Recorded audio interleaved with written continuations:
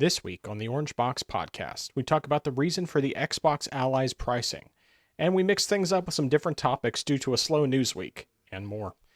All of this tonight, but first, on to the new Beautiful Bean intro.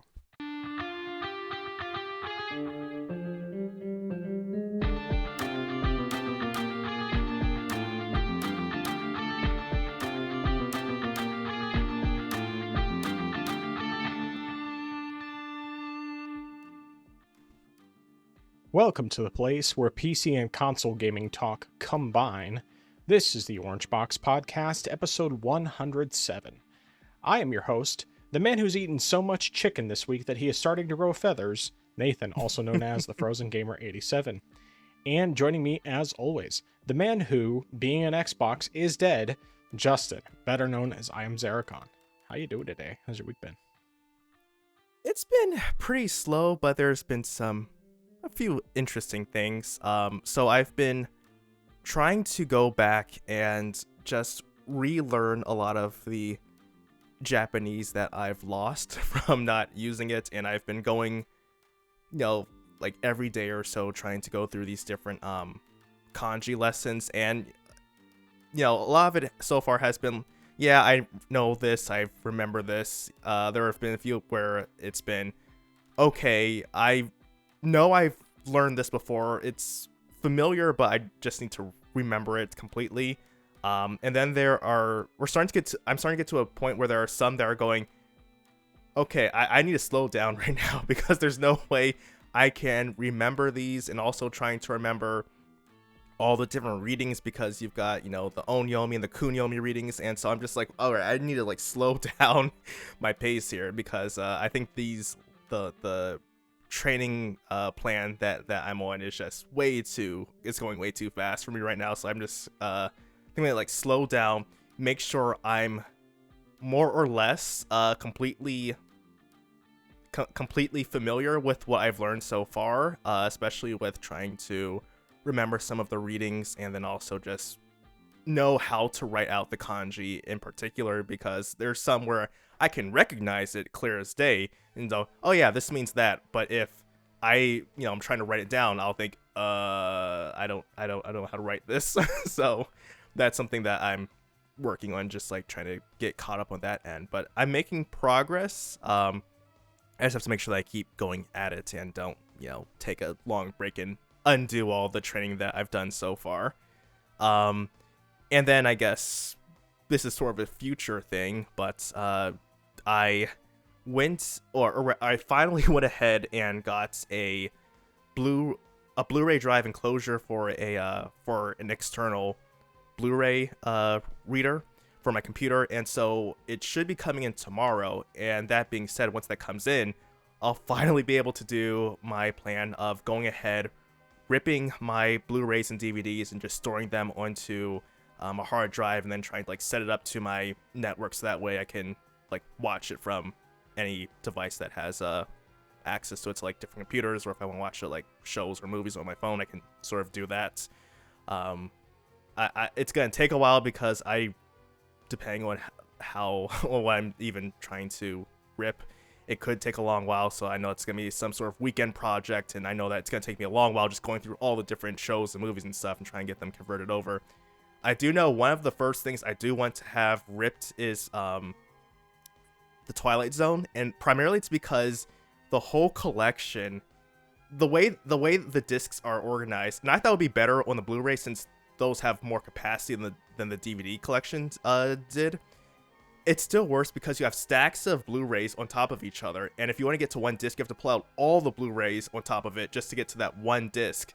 And it's part of the reason as to why I've been starting and stopping watching the series, just because I really do not feel like having to constantly pull out the discs just to get to one disc and put that disc back and do it all over again for whenever I want to move on to the next disc. So that's gonna be one of the first things I rip, so that way I don't have to worry about going through all that ever again.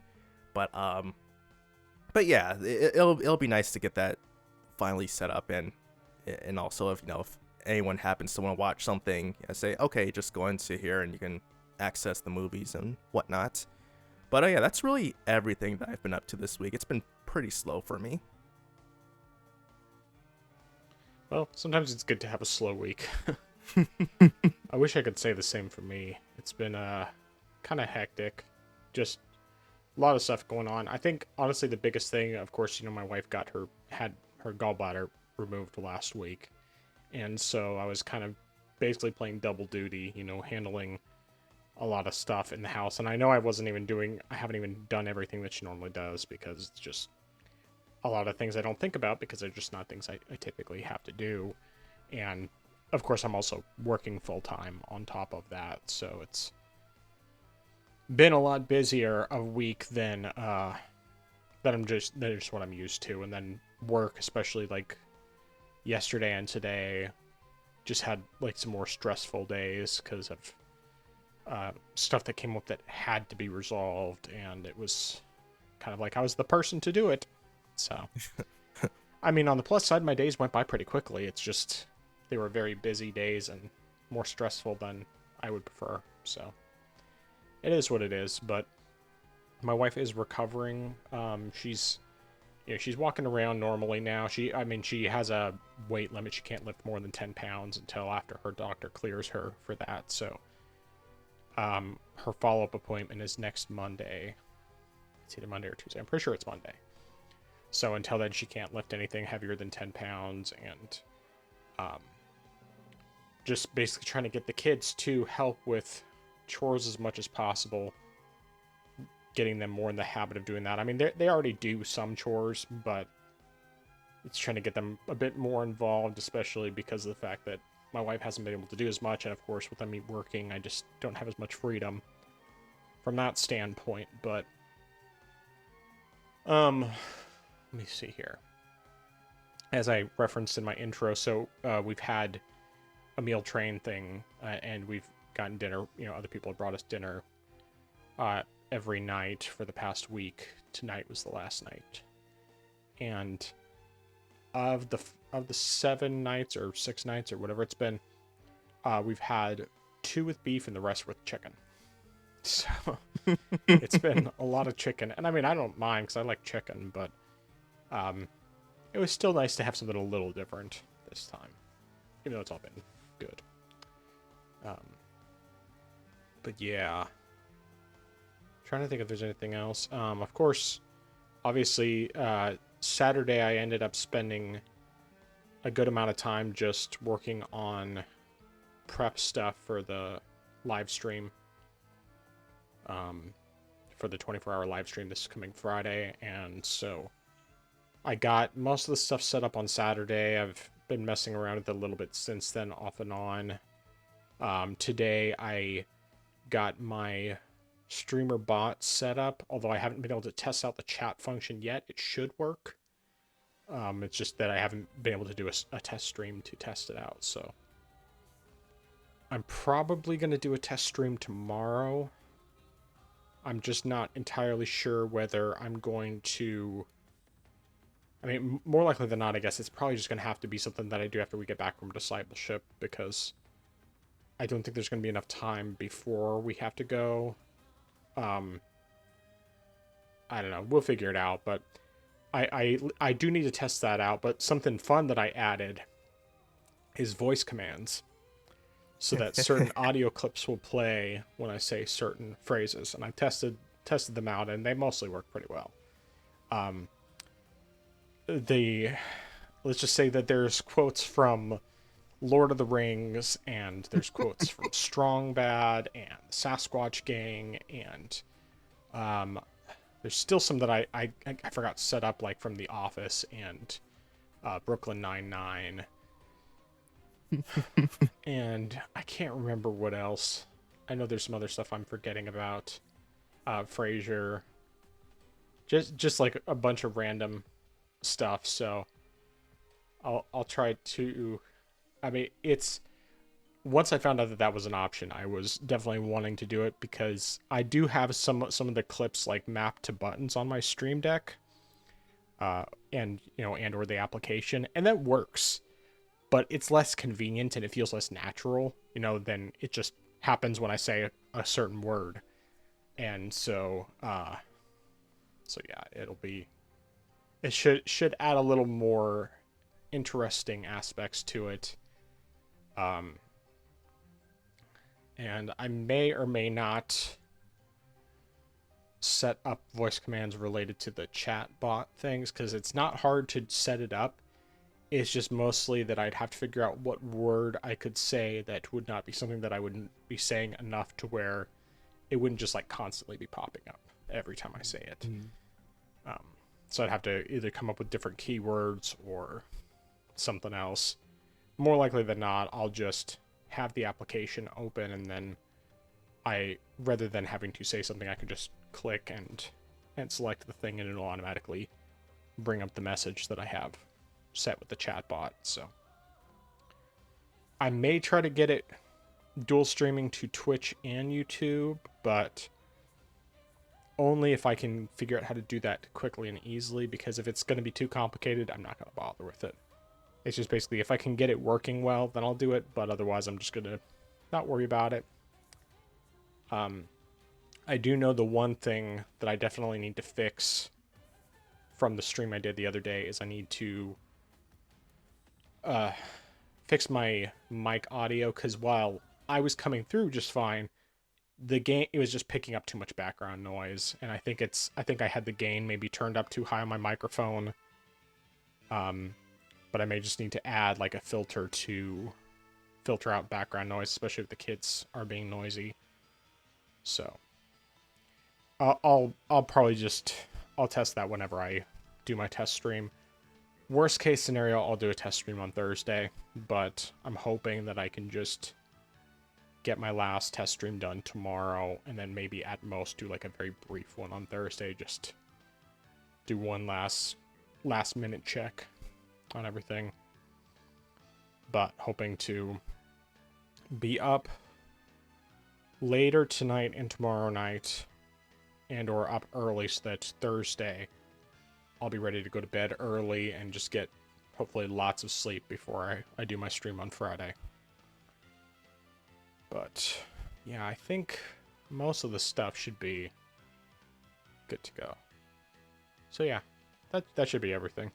Oh, tomorrow we have the potluck at work, so I chopped up everything earlier today and just put it in bags for the time being, and then I made up the roux, which I think came out a lot better than last time,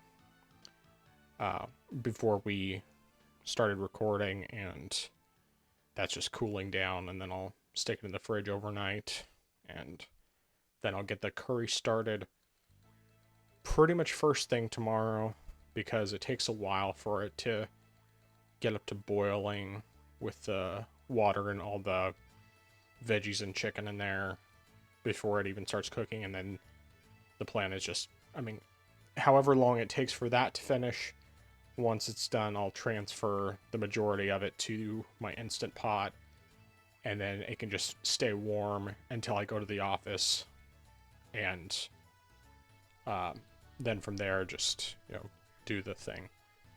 And I don't know if it will win or not, because this is only my second time making the curry from scratch, so it's seeing if it comes out the way that I'm hoping it will. It's really, my goal is just to have it taste as good as the pre-packaged stuff. If it's not successful this time, which I think as long as I don't oversalt it, it should be fine. If it's not successful this time, though, I'll probably just go back to the other stuff. It's just that the other stuff, it gets pricey after a while because of how much we use, and it's overall much cheaper to make it from scratch. So, yeah. But that should be everything. And just to clarify, this is the one you got from the one channel, the same curry recipe, or is this a different curry recipe? No, this is from some website I found, just some Japanese gal that has a bunch of recipes on hers. So okay.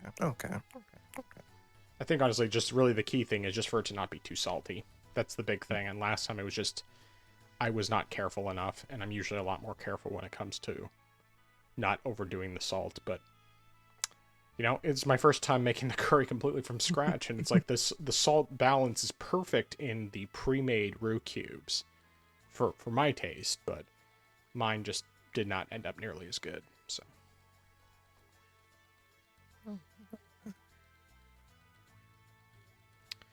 all right, well, why don't you talk about what you've been playing this week? All right. So, primarily, and I really didn't expect it to be like this, I've been playing Castlevania Dawn of Sorrow. And I thought I was going to get most of the way through the game. I actually ended up beating the game this past week. So I went through, I mean, I got lost several times, and the first time it was because I had stopped playing, and I think this was before we actually started doing the podcast, and so I came back a couple of days later to play again.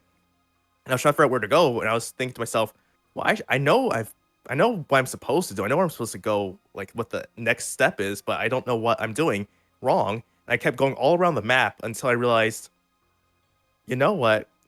I went the wrong way. I beat the boss. I should have gone to the room after the boss to keep going instead of just going back through the way I That came makes in the sense. first time. So after I did that, I was able to make progress and keep going. There were still a few places where I got lost, but then I reached my nemesis in this game, which you're probably seeing on the screen right now, Gurgoth. And this guy, when I played the game originally on the DS, I lost so many times to this guy, and I got so frustrated because of how easily he can just wipe out your health. And I mean, now granted, I feel like this time around I kind of made things a bit more difficult for myself because I didn't upgrade my weapon further than I wanted to. And that was partially because I wanted to save money, so I could buy the Soul Eater rings. That way, it would be easier for me to get souls. Which I still feel like even with that thing, trying to get rare souls in this game is just a huge grind, and it takes too much time to get the souls you want. Um, but I still probably could have upgraded my weapon either way than what I had been doing. But this guy, years later, and I mean, before up to this point, I had not died at all in the game, except for maybe one time when I accidentally ran into some spikes because a Medusa had knocked me off. But other than that, though, nothing had killed me so far. But this thing, I died to this boss fight again probably 8 times before I finally beat him. And, I just thought to myself, 14 years later after I first beat this game, and he's still giving me a run for my money. But I was so thrilled to finally be done with this guy because I really hate him. But yeah, so I went on, did some more stuff, and then of course, probably I was trying to like also make sure I didn't spoil too much of the game. So I mean, of course, I recorded myself beating Death, and I feel like anyone who plays Castlevania knows Death goes hand in hand with Castlevania. So you shouldn't be really too surprised to see him make an appearance. But I I was a little torn if I wanted to get all the souls in the list before finishing the game, but I thought, I might just go ahead and beat the game and come back later and get all the souls because I know I haven't completed the map yet because there's still one area which I haven't gone to, um, which I think is because I just need to get one ability, and I think there's probably some late game items there, but it's nothing really that I think is great or necessary to beat the game. But just for completion's sake, going there. So I'll go back there eventually and complete those last 2 areas. But yeah, I beat the game. Definitely is great. I definitely enjoyed it. I still trying to get all um the seals. It is a bit tricky, and I did try using the Steam controller, and that the sensitivity on that thing just Yeah. isn't good enough. I feel like if the game allowed you to increase the sensitivity, it would work more, but it's just too rough, in my opinion, to use that. So I just stuck with using the buttons there. Yeah. Um, and I think eventually I'll go back and, well, I mean, I definitely will go back, but I'll go and play Julius mode just so I can complete it, and then also to get the achievement for that as well. And also it's pretty nice too because you get to play as a Belmont in this style, and that's one of the reasons why I like that type of mode because I was like that way in Aria of Sorrow for the Game Boy Advance as well. But after that, I immediately jumped into Portrait of Ruin because I wanted some more Castlevania goodness. And initially starting the game out, it was rough. And I immediately thought to myself, this is gonna be Circle of the Moon all over again, isn't it? Because I feel like the game works, but it felt just the way it felt, it felt playing it was so drastically different. I mean, yes, for one thing, you're playing as a Belmont. Well, I mean, he's not a Belmont because he's a Morse, but you're playing as a whip wielder, and that's completely different from a Symphony of the Night type of gameplay feel. But I felt like the movements in, say, oh gosh, I can't remember what the other Game Boy Advance game was, but I feel like that one felt a whole lot more natural than Circle of the Moon. But as I played more of this game, I realized, okay, this actually doesn't feel that bad. I think it takes a bit getting used to, especially for playing Dawn of Sorrow, where you're playing as someone who uses a wide variety of weapons. Granted, you can use different weapons in this game, but I feel like if you're going to be playing as someone who possesses Vampire Killer, then you should be using a whip. And I mean, at the end of the day, at its core, Castlevania is about slaying vampires with the whip anyway. So I feel like the whip you have to use if you have the option to. But also different with this game is the fact that you actually have two control players that you can use, Jonathan and Charlotte, and she uses a variety of magic spells that she has at her disposal, and you can switch between them freely, or you could also use both of them simultaneously. Well, not simultaneously, but the other one can support you with attacking and also for certain things like moving items around, or if helping you with puzzles, or if you need to jump off of one character to propel onto a higher uh, uh, edge or ledge or something like that. That player helps as well. So it's definitely interesting, and it does take used to getting. It takes a while to get used to their different styles of gameplay and just trying to use the mechanics. So I feel like initially you're not entirely certain how you're supposed to use the other character, especially if you're supposed to use both of them at the same time, because there were a couple of times where the game says to move, have the other character help you move an item until you do that, but then another time happens where it wasn't really clear what I was supposed to do, and it took me probably about 5 minutes before I figured out, aha, I was supposed to do this the entire time. So it takes a bit adjusting to it, but the game definitely, if it's better than I initially thought it was going to be, which is good because this was actually one of the games that I had wanted to play after playing Dawn of Sorrow back on the DS, and I was like, okay, yeah, there are like 2 other Castlevania games that came out on there, and I would like to play this one, but I never did end up playing it. So I have that opportunity now, and I'm enjoying it so far. But one horrible thing happened though. Well, I guess 2 horrible things happened. So I was originally playing it on my desktop, and I was trying to do some exploration, and I said, all right, I'm gonna just keep going until I can find the next save room, and then I'll just, call it a wrap. And I kept trying to find one. I couldn't find it. But then I walked into a room. There was an enemy with an RPG, and he launched at me. And then I was like, oh no, I didn't reach a save room, and all my progress was gone. You realize there's And a so I rewind said, all right, function, right? I didn't use it. I didn't think about that. And you can do save states too. Oh man, wow. Yeah. I was just like, so I stopped playing the game, and I was just like sort of rage quit because I was like, all right, you know what, I'm done with this for the day. But then later on I decided, okay, I'm gonna go play it on my Steam Deck. And so I booted up and I pressed start, and then I realized, wait a second, this isn't where I was at before. Like, I made more progress than this. I should have gone further in the game. And then I realized I started the game before my my Steam Deck properly connected to the internet, so I wasn't able to download the save file from before. And so it wasn't until I stopped playing and then I realized there's a conflict now. and I was trying to decide, all right, so which save do I want to go with now? Since Steam asks, do I want to go with what I have on my desktop or do I want to go with the one on my Steam Deck? And so I feel like maybe I'm gonna go with what's on my Steam Deck just because I've made a little bit more progress technically. Hmm. Um, since I replayed everything I'd done before, so I think I might do that rather Yeah, but than wouldn't that just. make you lose your save for the other game? Or did you? Oh, it should be fine. Oh, that's a good point. I think Dawn of Sorrow is fine because I had beaten that on my Steam Deck.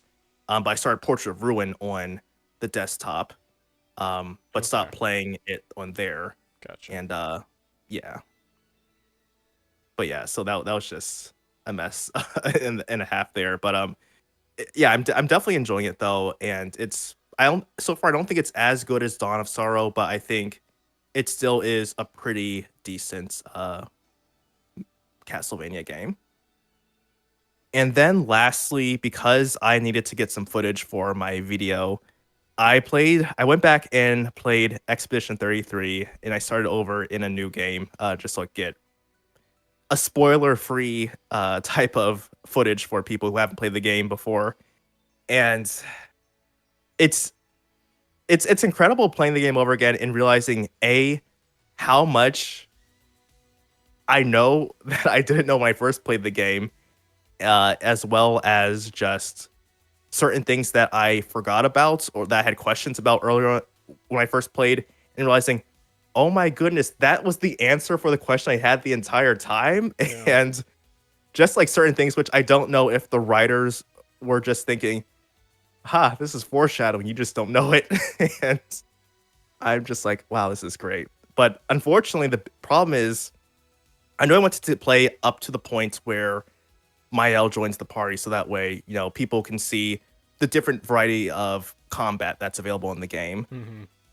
Unfortunately, though, I'm at a point right now where I'm saying where half of me says, okay, it's time to stop painting, put the game down, and that other half of me says, no, you need to continue painting, keep playing the game. So I'm torn between, do I want to keep playing this game right now because I'm really just enjoying it because it's such a good game, Hmm. but at the same time I'm just like, you're in Castlevania. What are you doing? You're enjoying Castlevania. You went to play Castlevania. And so I'm just trying to decide, okay, maybe I'll play just a little bit more of this. So I'm trying to decide what I want to do there. Of course, once the update comes, which has the new post game content, I'll jump into my uh my old save file, which has everything unlocked essentially, Hmm. and do that there. But as far as the new game goes, I don't know, because I mean, I still want to do a new game plus run, so I don't know if I just want to stop doing this current run and just wait until new game plus to do a full replay or not. But I'll see because I am still enjoying it, and even though I'm completely nerfed compared with all the stats and skills that Hmm. I have, it's kind of fun rebuilding all over again and just trying Yeah. to get the new move sets. Of course, I feel like one character, I'm just like, why am I even giving you this stuff? You don't need it. You won't need it.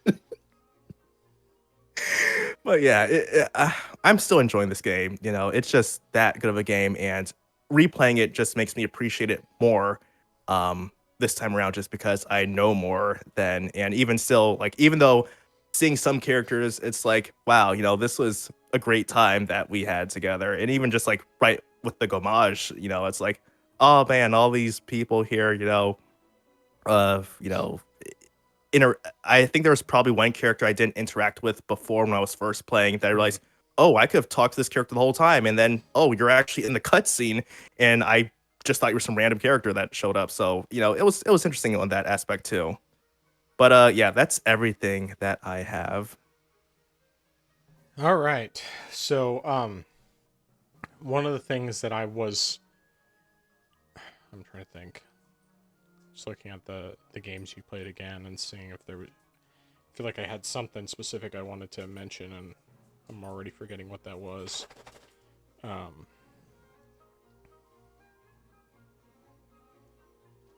yeah, I guess maybe I didn't have anything after all. If I think of anything, I'll bring it up. a little later. All right. In terms of what I've been playing, so first of all, I did finish up Yooka-Laylee, which I'm completely done with it. I got all achievements. Really, the only part I had any difficulty with was the final boss, and I mean, it wasn't like Dark Souls level, in terms of difficulty, just more like I just had enough struggles with it occasionally to where it did take me quite a few tries. Um, but yeah, it was. Otherwise, it was not too bad. I mean, it was great. Like I really thoroughly enjoyed the game. I'm very glad that they did the remake, because it really did fix all of the issues with the original game, and I had a really fun time with it. But yeah, so that's all completed. Highly recommended. Um, but something that came up that was really unexpected. I saw a video in my YouTube feed that Doom: The Dark Ages got a a verified badge on the Steam Deck, and so I looked it up and I found that it was actually on sale for about 40% off on, I think, Fanatical. And so even with the deluxe edition, it was under $60, which instead of the normal 90 that it was. So it was like, hey, I'm willing to spend that, especially now that I have a PC that I know will be able to run it, and it's Steam Deck verified, which even though that doesn't necessarily mean a whole lot, it's still something where it could very easily end up being worth checking out. So I went ahead and got it, and I tested it out on the Steam Deck. And the verified badge is accurate from the standpoint that you can play it without doing anything with settings. But if you want it to run as well as Doom 2016 or Doom Eternal do on the Steam Deck, you're not going to have that good a performance. You just won't. So, basically, after doing some fiddling with the settings, I was able to get it, I think between 30 and 40 was pretty average. I was able to get pretty consistent on the 40 side of things, which made it playable. I mean, it was playable. It's still not how I would prefer to play a Doom game, and so I probably wouldn't want to keep playing it on Steam Deck, but at least, I went through the first level entirely on Steam Deck and was able to manage it. But then I ended up testing it on my laptop next, which is the next strongest piece of hardware. And of course, obviously, vast improvement in terms of visuals, frame rate, everything else. Even though I had to use DLSS, and it was, I was able to get it to maintain above 60, which was good. And the experience was good. I was playing mouse and keyboard, and so I had a pretty positive experience from that standpoint. But once again, for testing purposes, I just went through the first level again.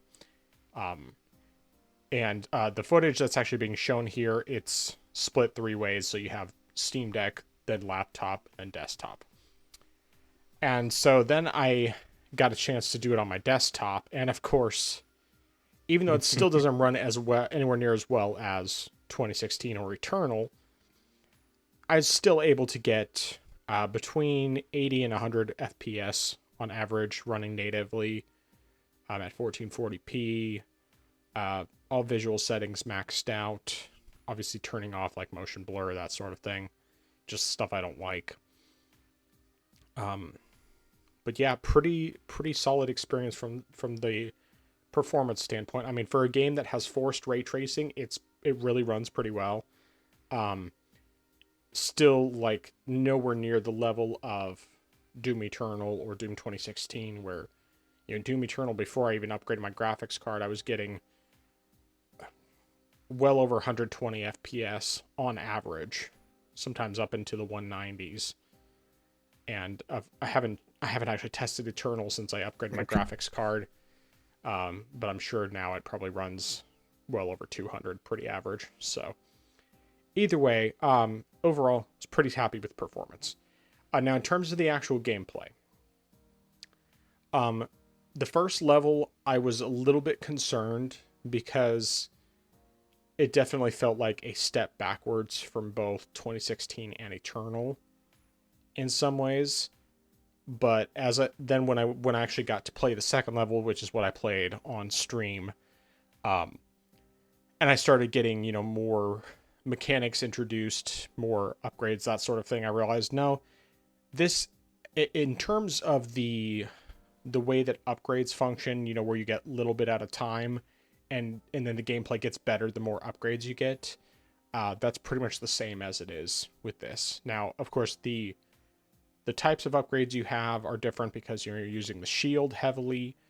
Um, Despite what some people were concerned about, standing still is not a guarantee of survival by any stretch. And even with the shield, you really have to keep moving around, whether you decide to parry stuff or not. Um, I mean, I think that technically standing still can be a viable strategy. It's just, but only to a certain extent. I will definitely say though that like the parry window is really generous. Like you can do it very very early or very late, and that's playing on ultra, not ultra nightmare, because ultra nightmare is the highest difficulty where if you die you have game over. It's whatever the hard difficulty, because like there's like hard, there's a difficulty that's considered hard, which is what I usually play on. Then there's the very hard, and then there's basically the insane, the ultra nightmare. So it's whatever's below the very hard. So it's the equivalent of a hard difficulty, is what I played on. Ultra violence, that's what it's called. So yeah, yeah, pretty generous parry window on ultra violence. But yeah, the shield initially, like the first thing you get is you're basically like, as long as the shield is charged up, when you hold up your shield, you hold your shield with the left trigger or L2, and then you can charge with R2 or the right trigger, and you charge towards enemies, and like the weaker enemies, it'll just explode them when you hit them, and if there's other enemies around them, it'll explode them too. Obviously with stronger enemies, it more just stuns them. The melee you can do, like you start off with just a regular basic melee when you attack enemies, and you do glory kills, that sort of thing. The glory kills are nowhere near as ridiculous as they are in 2016 and Eternal. Flashy, I guess, is really the better way to put it. But then you get the powered melee, and you get 3 charges, at least initially, and if you hit an enemy with 3 charges, sometimes even the stronger enemies can get the glory kill marker at the end of the 3rd hit. So it's pretty nifty. It's hard to explain everything, but there's lots of ability to parry and block stuff and everything. And in the second level, you get the chainsaw aspect for the shield, so you can throw it like a chainsaw, and like any enemies that have like energy shields, it will explode them immediately. If they have a regular shield, if it's glowing red, then it will explode, and in either case it will deal damage to enemies around them and or kill them all.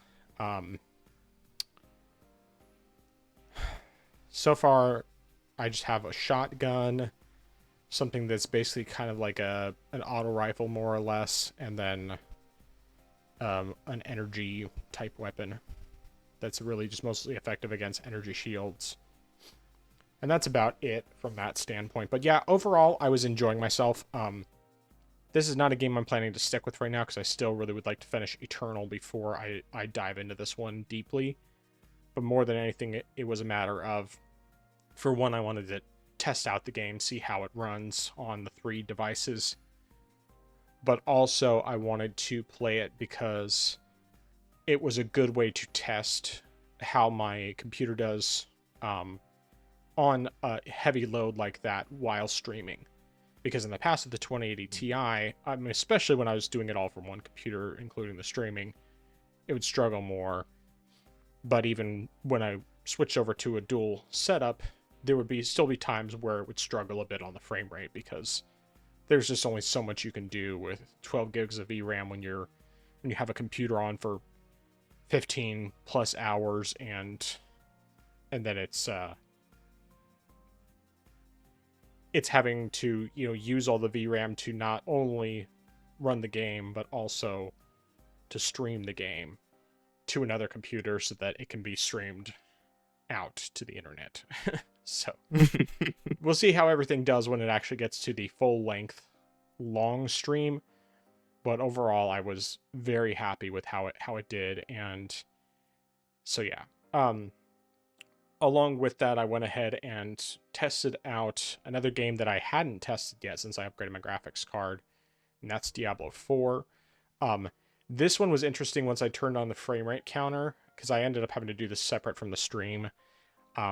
So like the initial with 125% resolution, up from 1440p, and all settings maxed out minus ray tracing, which I had turned off, I was getting anywhere from like 180 to over 200 FPS. And of course it was looking great. There was no stutters, which is great because in the past I've had stutters in the game when I was on my previous hardware. Then I decided, okay, since I have the FPS counter, I want to see what happens when I turn on all the ray tracing. And oh boy, that killed the frame rate. It was like, It literally was dropping below 50 frames per second. It was like dropping into the mid 40s. And it's like a dramatic difference.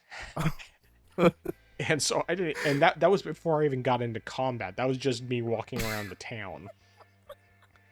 And so, actually, no, it actually dropped as low as 32. Yeah, 32. It seems like that's the low point that it got to, with ray tracing turned on. And it's like, yeah, it looks better with ray tracing turned on, but it's not worth it. I mean, granted, that was also ray tracing turned up to the maximum, with the higher resolution and everything.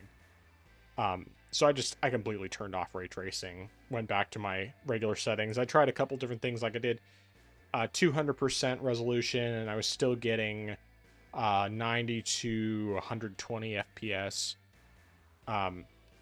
But then I ended up just ultimately settling on, I mean, I think I also tried 150% resolution, and I was still getting a really good frame rate.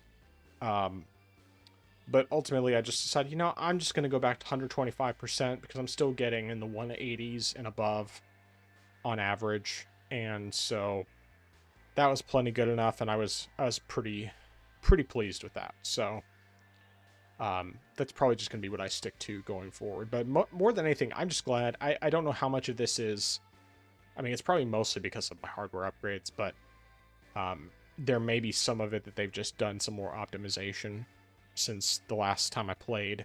Because before I would have times where, like, the game would run really well most of the time, but there would just be times where there'd be some stuttering, and this time there was not a stutter in sight. It was just super smooth, very, very solid gameplay. So I had a good time with what little I played. I mean, I played a little bit on stream, and then I did a little bit separately to record some footage. But yeah, so I'm pretty pleased with that. But something that I ended up picking up, thanks to you talking about it last week and starting it last week, was Castlevania Dawn of Sorrow. And I am not super far into it. The last boss I beat was the Puppet Master, and I hated him very, very much so. The fight that's being showed here is against Dimitri, which I also really hated. He sucked so bad, just because his stupid ball thing was a pain to dodge, and if you tried using any magic attacks otherwise, then he would learn them and could use them against you, so I stopped even trying that. I mostly ended up just using the Skull Archer's bow, which I discovered if you charge it, you can charge it for a while and then it does a lot of damage. It's just, obviously you have to have magic power to be able to make use of that. So, but either way, it was a pain, and the Puppet Master was, I hated him so much.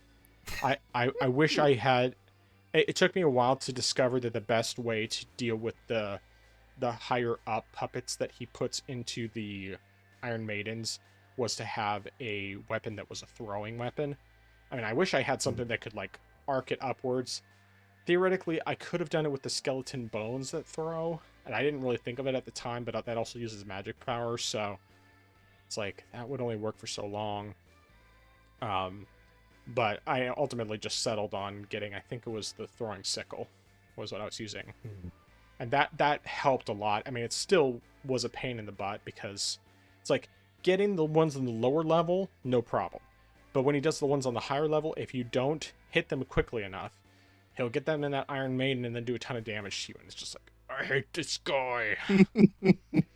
But anyway, as far as the game goes, I've been having a good time with it. I will say, playing on the Steam Deck is definitely the best way to play, especially because you can use the touchscreen for the sigils, so that's pretty convenient. When I played on PC, I ended up just using the button controls, but yeah, the touchscreen was super convenient for that because it just worked very flawlessly, very very smooth from that standpoint, and yeah, I will probably end up playing some of this on stream.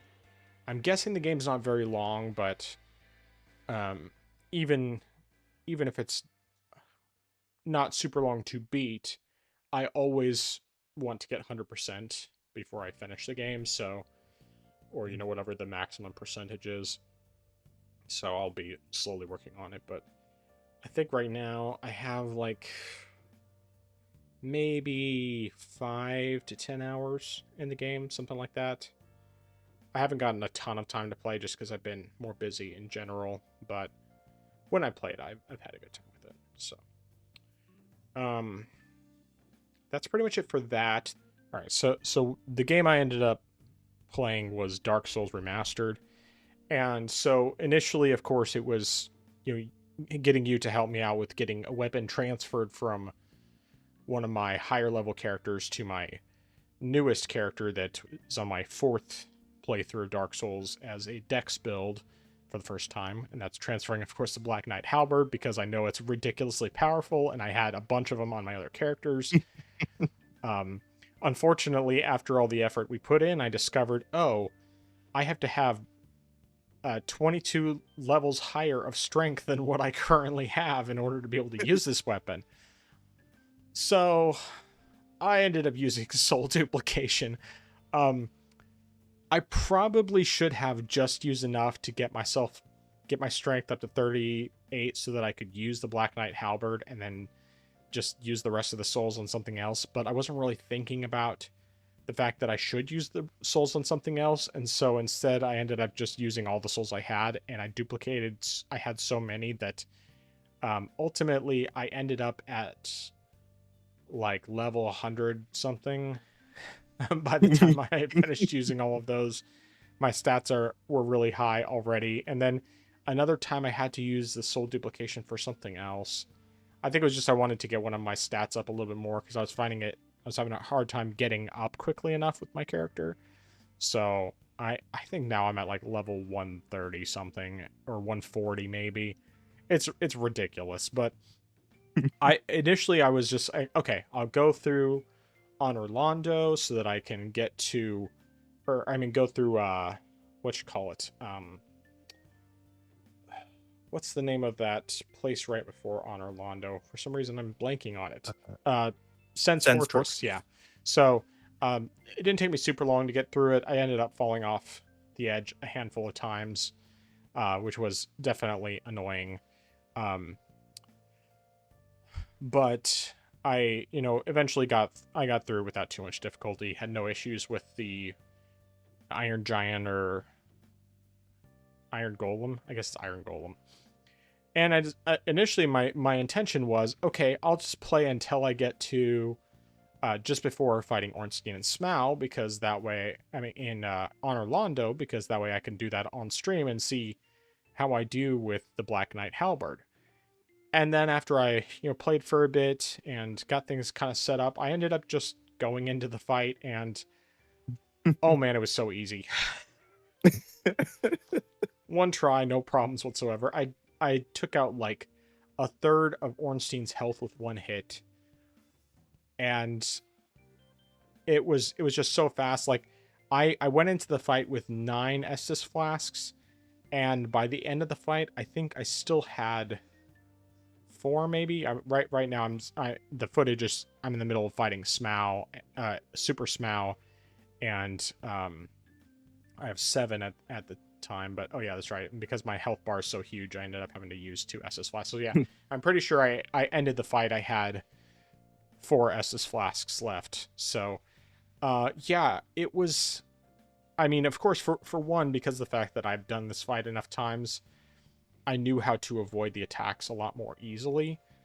And so of course I still got hit, but my health bar was so ridiculous that it didn't matter at all. And so yeah, it went very fast. And after I got the ability to warp, I did stop playing, and I figured, on my stream when I do that on Friday, I'm planning to go ahead and I'm going to start the stream off playing Dark Souls and just play until I decide I'm ready to move on to something different, and we'll see how far I get in the game for this playthrough. So it should be fun. But one thing that's kind of interesting, so because of the fact that Windows 10 stopped getting support, I went ahead and just did the update to Windows 11. And Windows 11 has like a feature where they can add HDR to some games that don't have HDR by default, and did it with Dark Souls. It's like, oh, that looks pretty good. So hey, I mean, I don't know that I'm sticking with Windows 11 long term, but at least for now, I'm going to keep using it just because of the fact that there's just enough games with anti-cheat built in to where I just don't want to have to deal with the lack of compatibility on the Linux side. Otherwise, I would definitely make the switch. And of course, yeah, it's also a lot of work to get everything moved over, which is really half of the problem. But yeah, so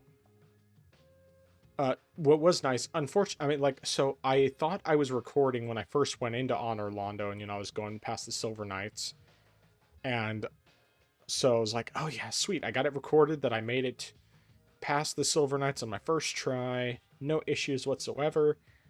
And then when I went to stop the recording, I realized, oh man, the recording just started now. And so I ended up, Oh, no. it's like all that I had done. Oh, no. And I mean, it didn't really matter too much because, I still was able to get to the inside bonfire, so wasn't going to have to deal with the Silver Knight archers again. And yeah, but it was also funny because I had like been doing a really good job parrying the Silver Knights, and so I thought, man, yeah, I also got that footage on there, and I think I might have even parried the Silver Knight archer when I got close enough to him. But and then I started recording, and I like died within 10 seconds. I came, the first Silver Knight I came across, I ended up dying to him. It's like, how embarrassing. I ended up that was the only real reason why I even kept playing at that point, was because of the fact that I wanted to have some footage. And then of course I ultimately ended up deciding, since I was so close already, I wasn't really expecting to get through Ornstein and Smough so easily, but yeah, it went so fast. So but yeah, that's there actually was one other game I played. I just didn't record any footage. So when I got Doom the Dark Ages, Fanatical was giving away like a free Halloween type game of your choice, and so I grabbed a game called Hellbound, which is basically just like a Doom-like boomer shooter thing.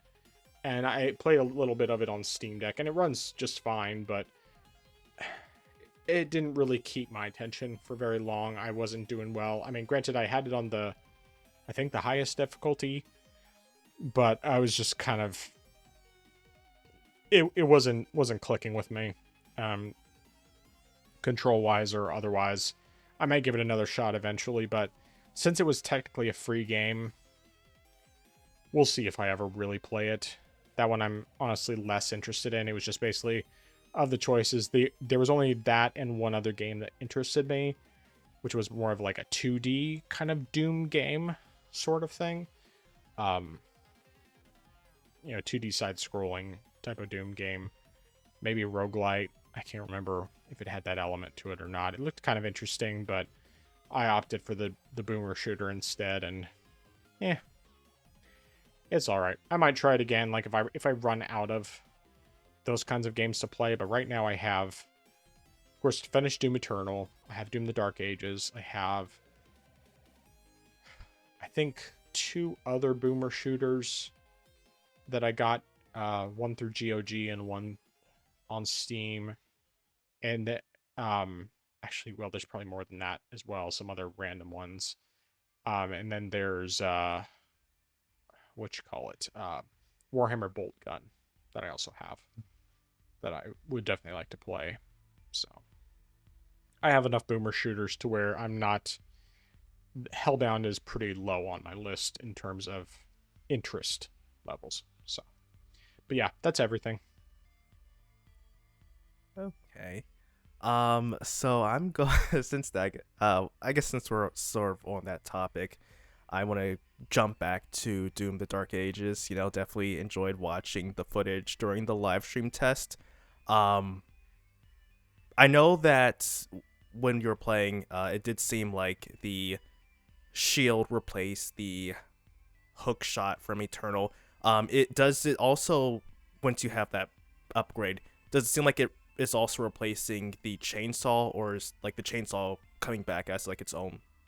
I don't actually know about anything about the chainsaw, because I mean, of course, I've only done the first 2 levels, but I I wouldn't say it's necessarily replacing the chainsaw, but it's kind of hard because like the chainsaw in 2016, the chainsaw was basically used to get um like health and ammo and stuff like that. And it was used pretty sparingly, like comparatively. Whereas in Eternal, it was basically that's how you get more ammo when there's not pickups on the ground. You take out weaker enemies and it recharges over time and all that. Um, so this one, I don't know if it has anything like that. I know that if it does, it definitely is not going to play the same role as it does in Eternal.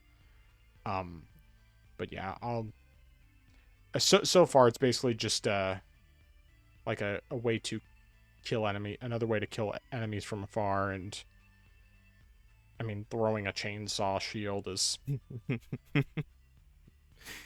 Yes, definitely. And so since you said you haven't played any more of this, do you think? I mean, already, is it something you think you'll play during the live stream, or not yet until you? I haven't decided yet. As of right now, I wasn't specifically planning on it. Probably if I was going to play one, it would be Eternal, just because of the fact that I still have a long way to go in that one, and of course it runs way better and everything else. But I don't know. I mean, it's not impossible that I would play the Dark Ages. I just haven't really decided. The only games I know right now that I'm most likely going to play, Dark Souls Remastered, Ghostwire Tokyo, because Ghostwire Tokyo is a spoopy game, and of course it's right near Halloween, so it's like perfect time to play it. Beyond that, I'm not really sure. I mean, I'll play some stuff with my kids and with my wife, but I don't even know for sure what I'm playing with the kids yet. I just know with the wife I'm playing Diablo, and that's about the extent of what I know. And then one more Doom question. This is more so related to the Steam Deck. I know you said you messed around with certain options and stuff to get the frame rate you were getting. Do you know what the performance is like if you lowered everything to the lowest possible setting? If it's like what that you'd possibly get? I think it was pretty similar. Because basically, like I mean, this wasn't like fully optimized. I'm sure that there's more I could do to better optimize it, but I think the only thing I even had above the lowest setting was the textures, just because I usually will do the textures at a higher setting because usually those aren't as demanding, and it's like you have very little sacrifice for significantly better looking visuals. Okay.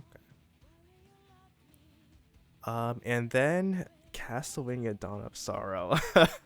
Okay, so I'm definitely glad you enjoyed it, and what you've said about both bosses, both the Puppet Master and Dimitri, are very similar to when I first played the game, because I realized that with Dimitri, that boss fight can be as easy or as difficult as you want it to be.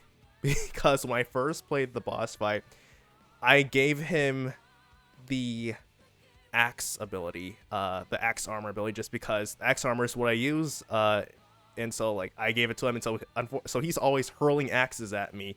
But then also, unfortunately, I also use the spear guardian soul, so he has a constant shield circling around him. So whenever he jumps, he's almost always going to hit you, and so that made fighting him a complete nightmare for me. And it wasn't until I, finally wised up and realized, I'm making this worse for myself than I need to. So I should stop giving him these abilities. But what I did for this playthrough, I hit him because, like you said, when he hurls those energy balls at you, he spams those like crazy. So what I did was I hit him with the warg attack. So that way it's only a short distance attack. He can't really do too much there. So it has the animation has completely finished. So after, it's done, there's a short window before he can use it again. So I can just hit him a couple times. He'll run away. That's fine. He keeps trying to hit me. It has a very short attack distance. So I'm like, that's fine. So I just, wait for that animation to finish, hit him some more, and I kept doing that, and it just made things a whole lot easier than if I had pretty much done almost anything else. But I found that was like the best strategy to use against him. But yeah, Not sure which one the warg. It's the one which has sort of like the ghost wolf's head that just like lunges forward slightly. You get it from the giant wargs. I think they're like 2-star rarity, so like they're not that common. And near the beginning or something? Yeah, right near the beginning. Okay, yeah, I know which ones you're talking about, but I guess I haven't gotten that, I don't think. Okay. Yeah. But that yeah, nice that one.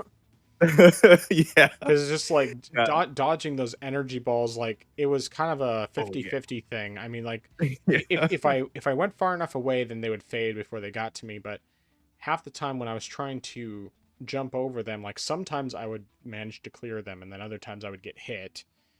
And it's like it could be one hit, it could be 5 hits, and it was I hated that fight so much. But yeah, I'll keep that in mind if I ever do this one again.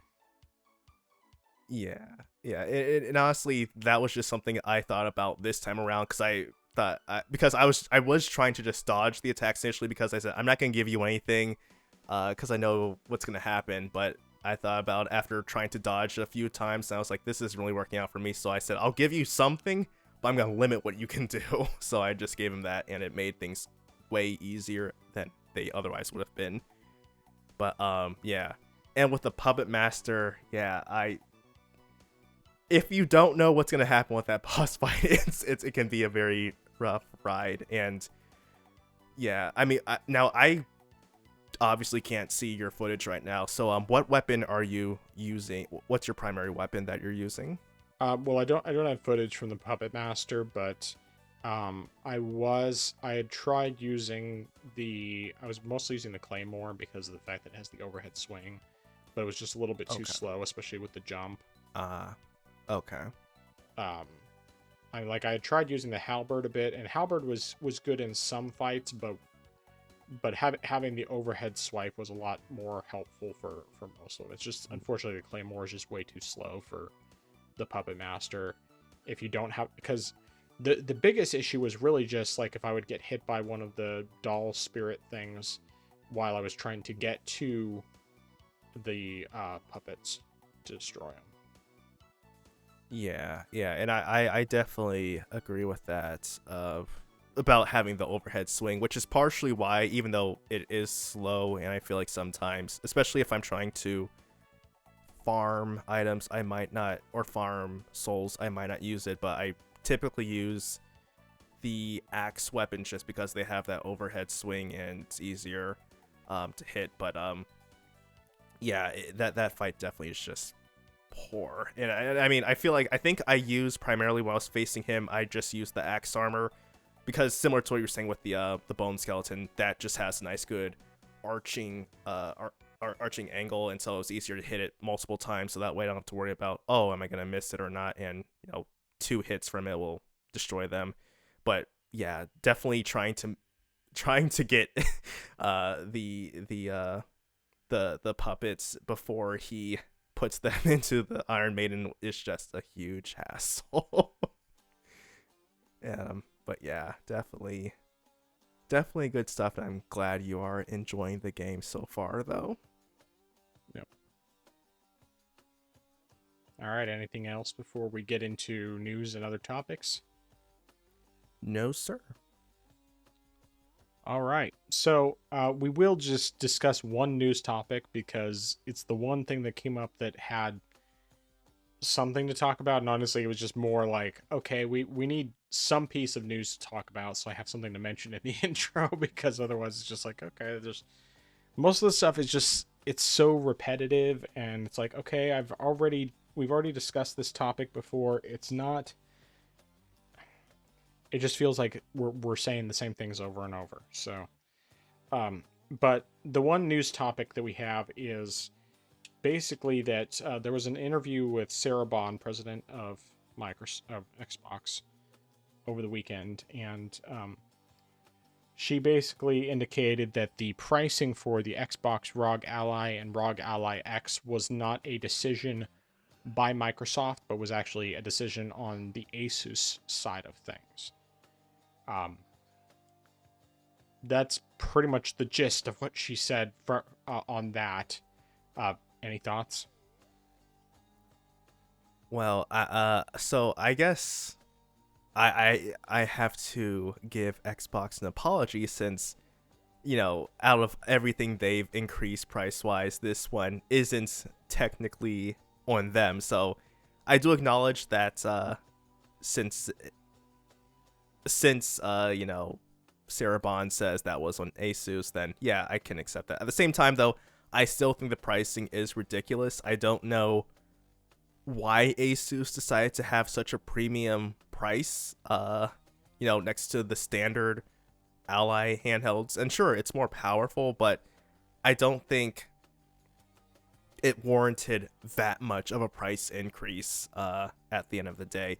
I mean, granted, the things are still selling like hotcakes, and they sold out like near launch, so people are obviously buying them. I'm still like, why though? Because you're feeding into this, and that's just gonna make future iterations more expensive because you decided to not think for 5 minutes. But yeah, I at the very least though, I can say that this one is not on Xbox, so I can't blame them for that, even though everything else they are just raising the prices of.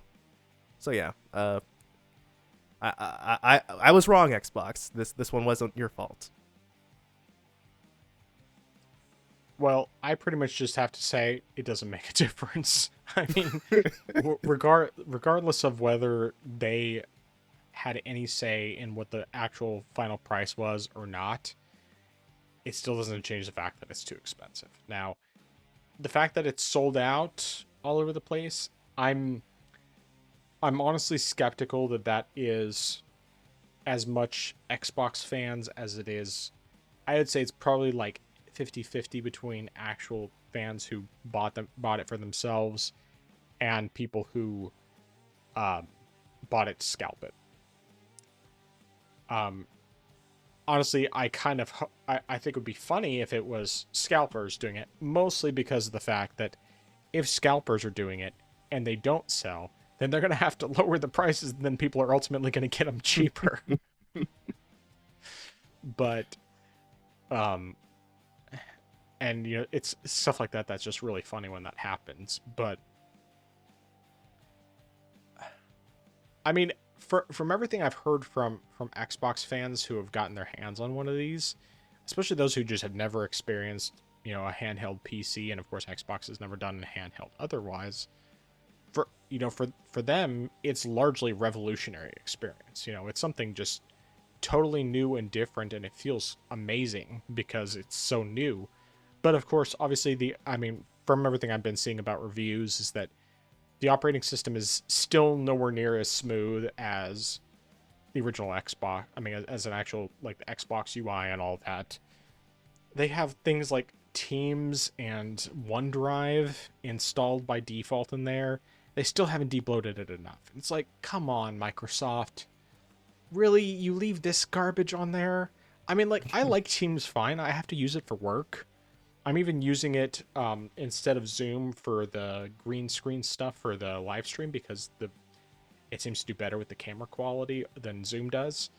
But even with that being said, I mean, that stuff should not even exist on a handheld. It just shouldn't. And I agree with the reviewers that say that really what they should have done is, if anything, this type of stuff they could have as in a desktop mode if people wanted to use that. But then they should have had a simpler console type mode like what Steam OS has, where you have the game mode. It's very clean, very simple, very console like, and then you have desktop mode that is PC completely. And I think realistically they should have followed that model. Now, I do think that there's very much a strong possibility that over time they're going to refine things. It's going to get better, but it's still just like, I mean, $1,000 for this. Obviously, it's selling, whether that's to actual people who want to use it or primarily scalpers. Like, it's hard to say how much of it, is on one side or the other. But it's still just too much. You can get a decent PC for that kind of money, or a decent laptop at the very least. If you really look around, you could probably build a pretty good PC for that money. I mean, you'd have to buy some used parts, but of course, obviously, then you don't have the portability, which is really the major reason people would be buying this, is because of the portability. And so, like, I understand that as well. Obviously, you and I, especially me, I mean, I'm pretty sure you as well, big fans of handhelds. Love handheld devices, love the convenience of it and all, but $1,000 is just too much for one, which is the reason why before the Steam Deck, I never bought one of those. Like, I saw those different handheld PCs and they were kind of tempting, especially being able to play my Steam library on the go. But that was just too much. And then the Steam Deck came along and it's like $650 for the top end model. I mean, it's a little pricey, but considering the fact that I wouldn't have to buy any games, I mean, that's pretty fantastic. And of course now I pretty much don't buy like Switch games anymore. I mean, I did finally get a pre-ordered physical Switch game that I had ordered a while ago, The Pedestrian, which I've already played through on Steam, but I got it because I wanted the physical version. And I know that this is something that probably will be played by, at minimum, my oldest son, probably also my wife, because I know she had started playing it on the Steam Deck, but of course I'm pretty much using the Steam Deck every single day, so she hasn't exactly had opportunities to play it, but it's a great game. But yeah, it's like, now with the way that quote-unquote physical games are on the Switch 2, I don't have any reason to buy most of those games anymore. It's just pointless. And when it comes to third-party games, I'm just buying them on Steam, because it's like, if it's not going to be a truly physical, 100% physical version, there's really no point. At that point, I might as well just get it on Steam, because then I can play it, depending on the game, potentially completely on my Steam Deck, as well as on my desktop, where it's going to run and play incredibly better because of how much stronger my hardware is. And even on my laptop, which only has 8 gigs of VRAM, I mean, it still runs way better there than Steam Deck. And yeah, I don't know. That's all I got on that front. All right. So, with there not really being as much interesting news this week, we're going to just talk about some random topics. And I have some questions, both stuff that I've come up with and questions I've come across from Married to the Games Discord. And first question I'm going to ask, because I don't have it written down and I don't want to forget it. What would you say was the first game that ever really just wowed you? And on the flip side, what was the last game that did that? And we're excluding Expedition 33 because we already know that that's something that's there. Wow, the first game that really wowed me, and so, that's a very good question, because I mean, there are games that I enjoy, or rather, they really interested me because, you know, they looked really cool. Because I remember, you know, being young, going to my cousin's house. He had a Super Nintendo, and so I remember seeing games like Super Mario All Stars, seeing Super Return of the Jedi, The Adventures of Batman and Robin. Those games definitely intrigued me, but I don't know if I would necessarily say they wowed me. But so I mean, let me think. So I feel like I would probably have to fast forward maybe a little bit when I was older. I'm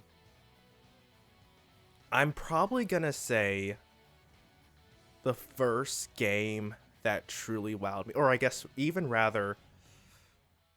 Oh wow, yeah. So I'm gonna be. All right, I'm gonna be a bit torn. And I'm gonna sort of like divvy it up. So I'm gonna say the first game, or rather games that wowed me, are a combination of Batman Arkham Asylum, maybe Arkham City / Arkham City. Well, no, I'm just going to say Batman Arkham Asylum and maybe Assassin's Creed 2. And the reason being is the fact that up until that point, I had primarily just been gaming on like a GameCube, and so like that generation of games and whatnot, and I played a little bit of the Wii at a friend's house, so there were some games there that I played, and you know, while there were definitely some good games there, they weren't necessarily, you know, next generation. So you know, I went to one of my cousin's house, and he had Batman Arkham Asylum, and I think also Assassin's Creed 2.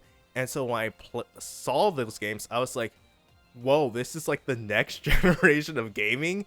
Like, this is a huge step up from what I had been accustomed to. And so, you know, seeing sort of like that a different type of Batman game that I was accustomed to, because I mean, I think the only games, Batman games that I had played on that up to that point were Batman Vengeance, which was based on the animated series. And I think, and actually no, I didn't even play the console version. I played the Game Boy Advance version, which was still good. And then I think Rise of Sinzu, but I didn't play that game at all. I didn't have that one yet, and I didn't even know about this game until later, which probably would be closer to Arkham Asylum, which was Dark Tomorrow, but that's a completely different story. But yeah, I would say that is the first ever game, and then also like I said, Assassin's Creed 2, because while there most likely were games that were open world-ish and, you know, had that big expansive world you can go around and roam freely,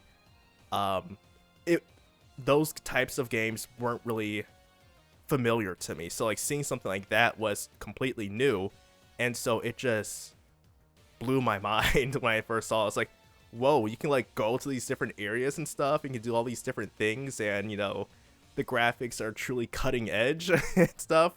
I mean, it's probably what people who were like playing on the Genesis and Super Nintendo were thinking when they saw the PS1 and the N64 and the Dreamcast and or Saturn, when they saw that. So that was sort of like what it was like for me seeing that type of game, and I was like, wow, you know, if I wasn't a Nintendo fanboy, I was like, man, I would like to get me a PS3. But yeah, that was like the first game that truly wowed me. Now, as far as like the last game though, oof. Okay, so well, last game, well, that I played, or I guess the last game that released, because that I could be mean, two it could different be things. something you played, Okay. something that released. It could be something that you just watched in some form or another. Okay. So I'm gonna go, I guess, then the last game that I played, that truly wowed me. So it's actually yeah, it's gonna actually be pretty simple, and that's gonna be Kingdom Hearts 2. And I guess more specifically, Final Mix. So I played Kingdom Hearts 1 some years ago, and I was like, all right, that's pretty cool, that's nice. And I enjoyed it so much that I was like, I highly doubt that I'm going to enjoy Kingdom Hearts 2 as much as I enjoyed this game. And I was like, all right, cool, that's fine. People say it's Kingdom Hearts 2 is good. And I'm like, yeah, that's fine, but I still think one's better. But when I played Kingdom Hearts 2 Final Mix on this when it released on Steam, it blew my expectations out of the water, and I realized this game is a masterpiece. This game is improved so much over the first game that I acknowledge I was completely wrong. Um, and also just so much more that I think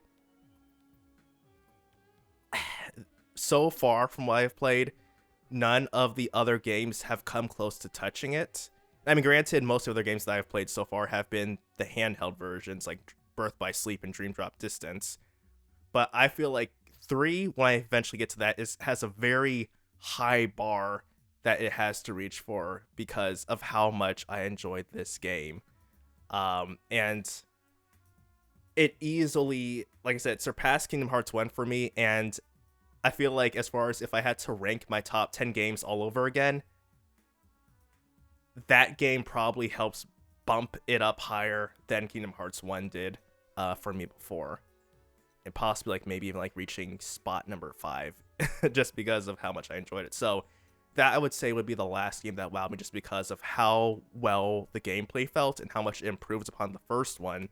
And then even just like the additions that you get from the final mix version that weren't in the original one. One of them being just being able to dodge finally, since they cut that out of the original vanilla version. So having that in there, as well as with like the different forms, and then just the different commands, like that was just so much fun. And then also being able to go and fight all 13 organization members, which was aggravating, but at the end of the day, it was still enjoyable. So I just enjoyed it so much. So yeah, that is going to be the last game that truly wowed me. All right. Well, I think that as far as the first game goes, this one's going to be kind of it's going to be a mixture of a few games because it's basically all from the N64 PS1 gen. Um, so I think so like there's two games that come to mind that wowed me just in terms of um these were games that I had only looked at the time. Like I had watched someone play them, um, or in one case watched the opening cutscene, and um, then when it comes to actual game that I played that wowed me, it'll be a different story. So in that generation, the first thing that really grabbed my attention was Super Mario 64. And I think more than anything, I mean, like I wasn't even playing it. I just watched someone play a little bit, and it was the first time I ever saw the game, and I was just so amazed by it because it was like I'd only ever, played 2D games up to that point. And the N64 was still very, very new at the time. And so it was just like mind blowing to see this 3D game. And of course, it was many years later that I finally actually got to play. But then there was also Final Fantasy VIII, and really it was just the opening cutscene that amazed me. When I actually, got to see the gameplay and everything, I mean, like I liked the visuals and all that, but obviously the visuals and the gameplay were nowhere near the level of the cutscenes, because that was back in the era when that was much more the case. You had much more impressive cutscenes than you had actual gameplay. But in terms of like the first game that really wowed me that I played, it would probably have to be Zelda Ocarina of Time. And it's just mostly because, not only was it the first, I mean, it was one of the earlier 3D games I played after I got my Nintendo 64, which I got late as it was. But also because of the fact that it was the first one that had like the quote unquote open world. And that was just such a new thing at the time that it just really amazed me. Now, in terms of the last recent game that really wowed me, apart from Expedition 33, obviously, that one I'm having a little harder time figuring out what specifically, because there's been lots of games off and on that have been really impressive to me. I mean, there've definitely been games that caught me by surprise at how good they were. I like looking through my Steam library trying to see what there is. I think probably it would probably be Metal Gear Solid: The Phantom Pain. Because I mean, of course, well, like Ground Zeroes really impressed me because of the fact that it was such a huge step up from 4 and Peace Walker, but Phantom Pain just like took it to a whole new level because it's like you already had the great mechanics that were present in Ground Zeroes, and then you had Phantom Pain that had great mechanics. It had more of an open type of world. It just had a lot more to do. The mechanics were just so deep and so excellent, and of course it ran incredibly well on the Steam Deck. And so I think that was probably the last game that like really truly wowed me of recent games. I mean, there have been lots of amazing games that I played, but I think that was the last one that like really took it to the next level for me. So that's my answer for that.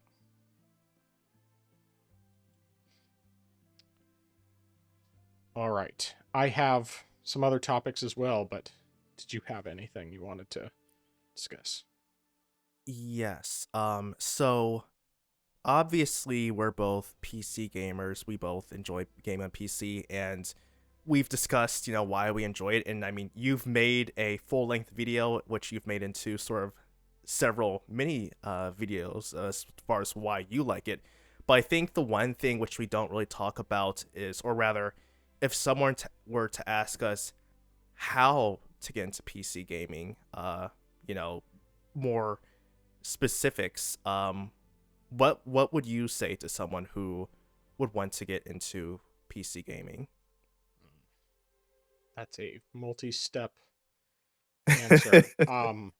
I guess the first thing I would say is don't try to do it all at once. Or, don't kind of try to go top of the line right away. That's the number one thing that I would have to say is don't try going to top of the line right away. Start with something simpler that allows you to do like some older games that that you can't currently play on your console, or that you just want to be able to play better than your console, because there's lots of games like that. But I mean, especially like if you're wanting to play something from the PS3 gen, for example, assuming it's not a PS3 exclusive, in which case then it's kind of mixed on whether it's going to perform well on weaker hardware. But um, I think that it's better to start lighter. Go with like something that's simpler, like a Steam Deck. I think really that's the best way to start off. And then just like grab some cheap games, grab some free games. Go with that sort of thing to start, because that way you can kind of get a feel for what PC gaming is like, and you can determine if it's for you. Because I don't think it's a good idea to try to just switch whole hog into PC gaming right off the bat. I mean, because if you are so used to the console way of doing things, you're going to struggle with some of the aspects of PC that are just different. And I'm sure there are some people that they make the change and then they never want to go back. But in my experience from seeing a lot of people that I've known that were console primary gamers that tried making the switch over to PC, abandon it super fast. I just don't think it's a good idea to do that. So that's really the number one thing is I think it's better to start with something cheaper like a Steam Deck, get a feel for it and determine if it's what's right for you. And beyond that, I would also say if you decide to get it, if you want to try to get into PC gaming, don't plan on making the switch completely right away. Also, because of the fact that if you already have a big digital library on your console or a big physical library, and you're obviously not going to be able to play those games on PC, with the exception of like Xbox Play Anywhere stuff, you're much better off just continuing to, I mean, dabbling with it. Don't try to make the shift completely because you're ultimately going to end up in a position where you have stuff that's on the console, and if you find that, oh, this is more complicated to get set up, or my PC's not strong enough, or I don't think it's strong enough and I don't know how to do it and I don't feel like going through the trouble of figuring it out, I want it to just work right away, you're going to have a harder time than if you actually get used to the differences with PC gaming and determine if it's actually really the right thing for you. I think it's the best way to play, without question. I think it's worth any extra work you have occasionally, but it does have a much higher learning curve than consoles do. And so you really just have to keep that in mind that it's going to have a higher learning curve. And even though it's nowhere near as scary as people make it out to be, it still is.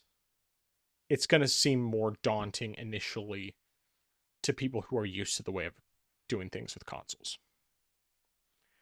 So I don't know how well that answered the question, but that's kind of the gist of how I look at it.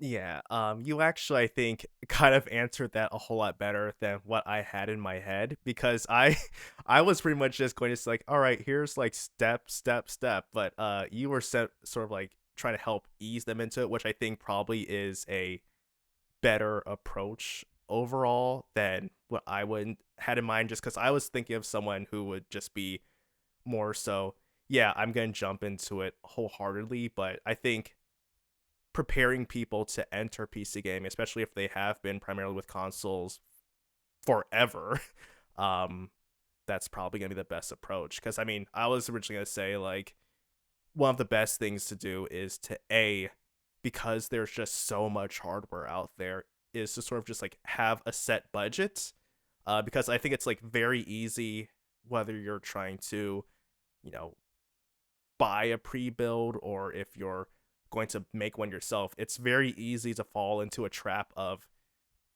I have this type of PC in mind, but if I spend just a little more, I could get this thing.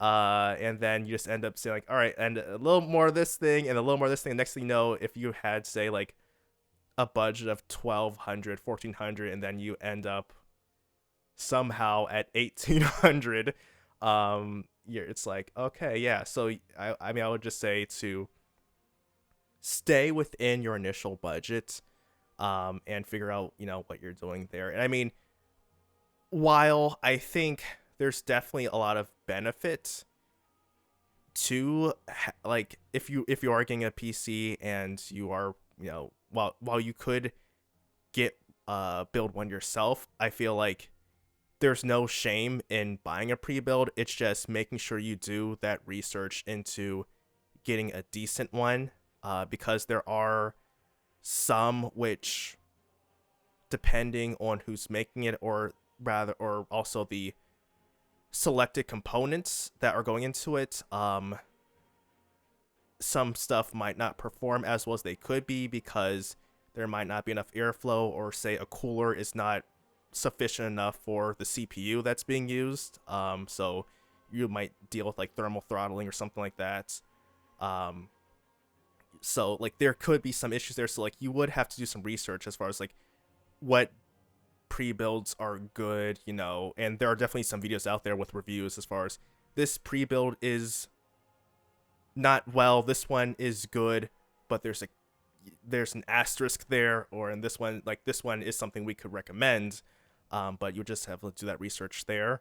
But I do think though, like similar to what you said, if you want something that is probably on the even cheaper end, if you want to try it out, PC gaming would be to get a handheld PC. And so whether that's something like a Steam Deck, whether it's a Lenovo Legion Go, whether it's an Asus ROG Ally, and I guess if they fixed the issues they had launched, the MSI Claw, that's something you could try.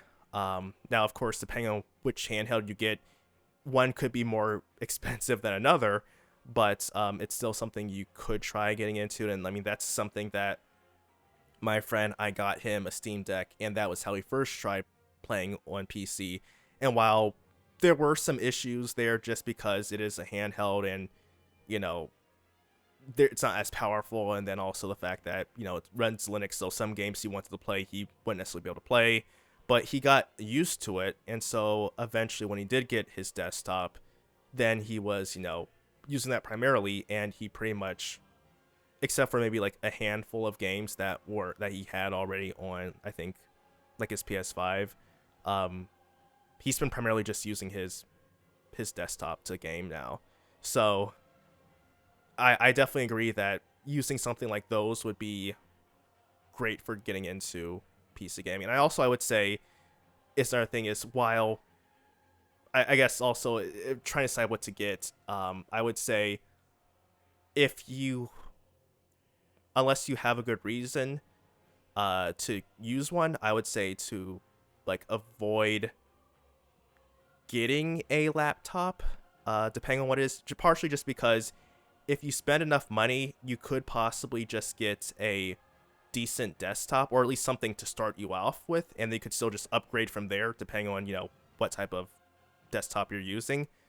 And I would say, if you're someone who has to use, or if you're like traveling a lot, or you need to use a laptop in multiple places, then I would say fine, get a gaming laptop. I would say just maybe primarily to either get a handheld PC or a desktop, because I mean, when I first got my gaming laptop, I got with the mindset of I need it for college, because I have to go to campus 4 to 5 days a week, so I have to have it there. I have to have it for my job at campus.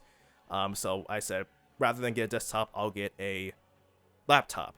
If I didn't have to use it for that case scenario, then I probably would have stuck with getting a desktop. But I mean, it still worked. It still did its job for what it was.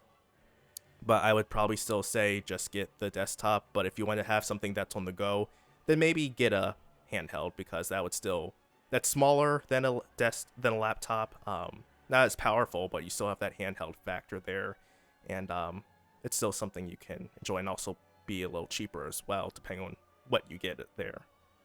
But yeah, that's, I guess, essentially the advice that I had. But I still like yours though, about trying to gradually get into PC gaming. Yeah, I mean, I think both approaches are valid.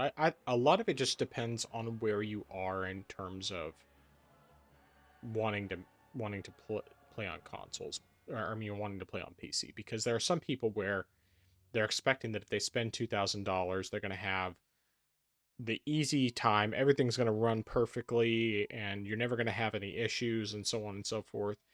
And that can be true, but so many games are poorly optimized that it's not necessarily going to be true. And of course, granted, even the games that are not poorly optimized, if you're doing it on a $2,000 PC, it's still probably going to run better on the $2,000 PC than it's going to run on your console.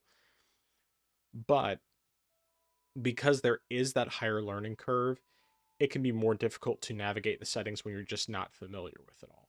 I mean, like, I'm so familiar with the settings to where, for the most part, I know what settings I need to lower if I need to lower settings. Now, granted, now, because of the fact that I've upgraded my PC, I don't really have to do lower settings. I mean, apart from the fact that I'm not going to use ray tracing because it's just way too demanding. I mean, I think it's it was like shocking how much more demanding it was on Diablo 4, because like Returnal did not have anywhere near as much of a performance hit with all the ray tracing maxed out. And in my opinion, that's a way better looking game. But the I mean, still, it's something that it takes a while to learn. And I mean, I think I got more heavily into PC gaming with a laptop myself. I mean, I've technically been doing PC gaming since I was about 4.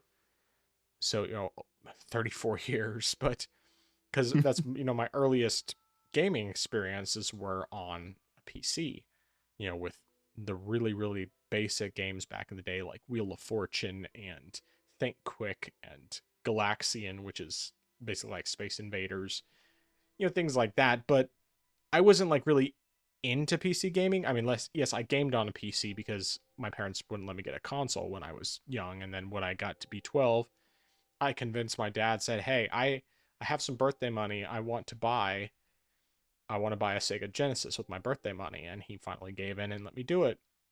And then the end of that year, I ended up getting an N64, and um, that's what made me a Nintendo fan. And then from there, I did consoles a lot. I dabbled on PC. I think at that, pretty much after that, apart from like getting Final Fantasy 8 and 7 on PC, back in those days, mostly I was just using PC for emulation, like because my cousin introduced me to emulation, and that gave me an opportunity to check out Super Nintendo games like Final Fantasy 2, which is 4 of course, and some of the Pokemon game. I mean, like playing Pokemon Gold that way because I'd already played Pokemon Blue on the Game Boy Color, and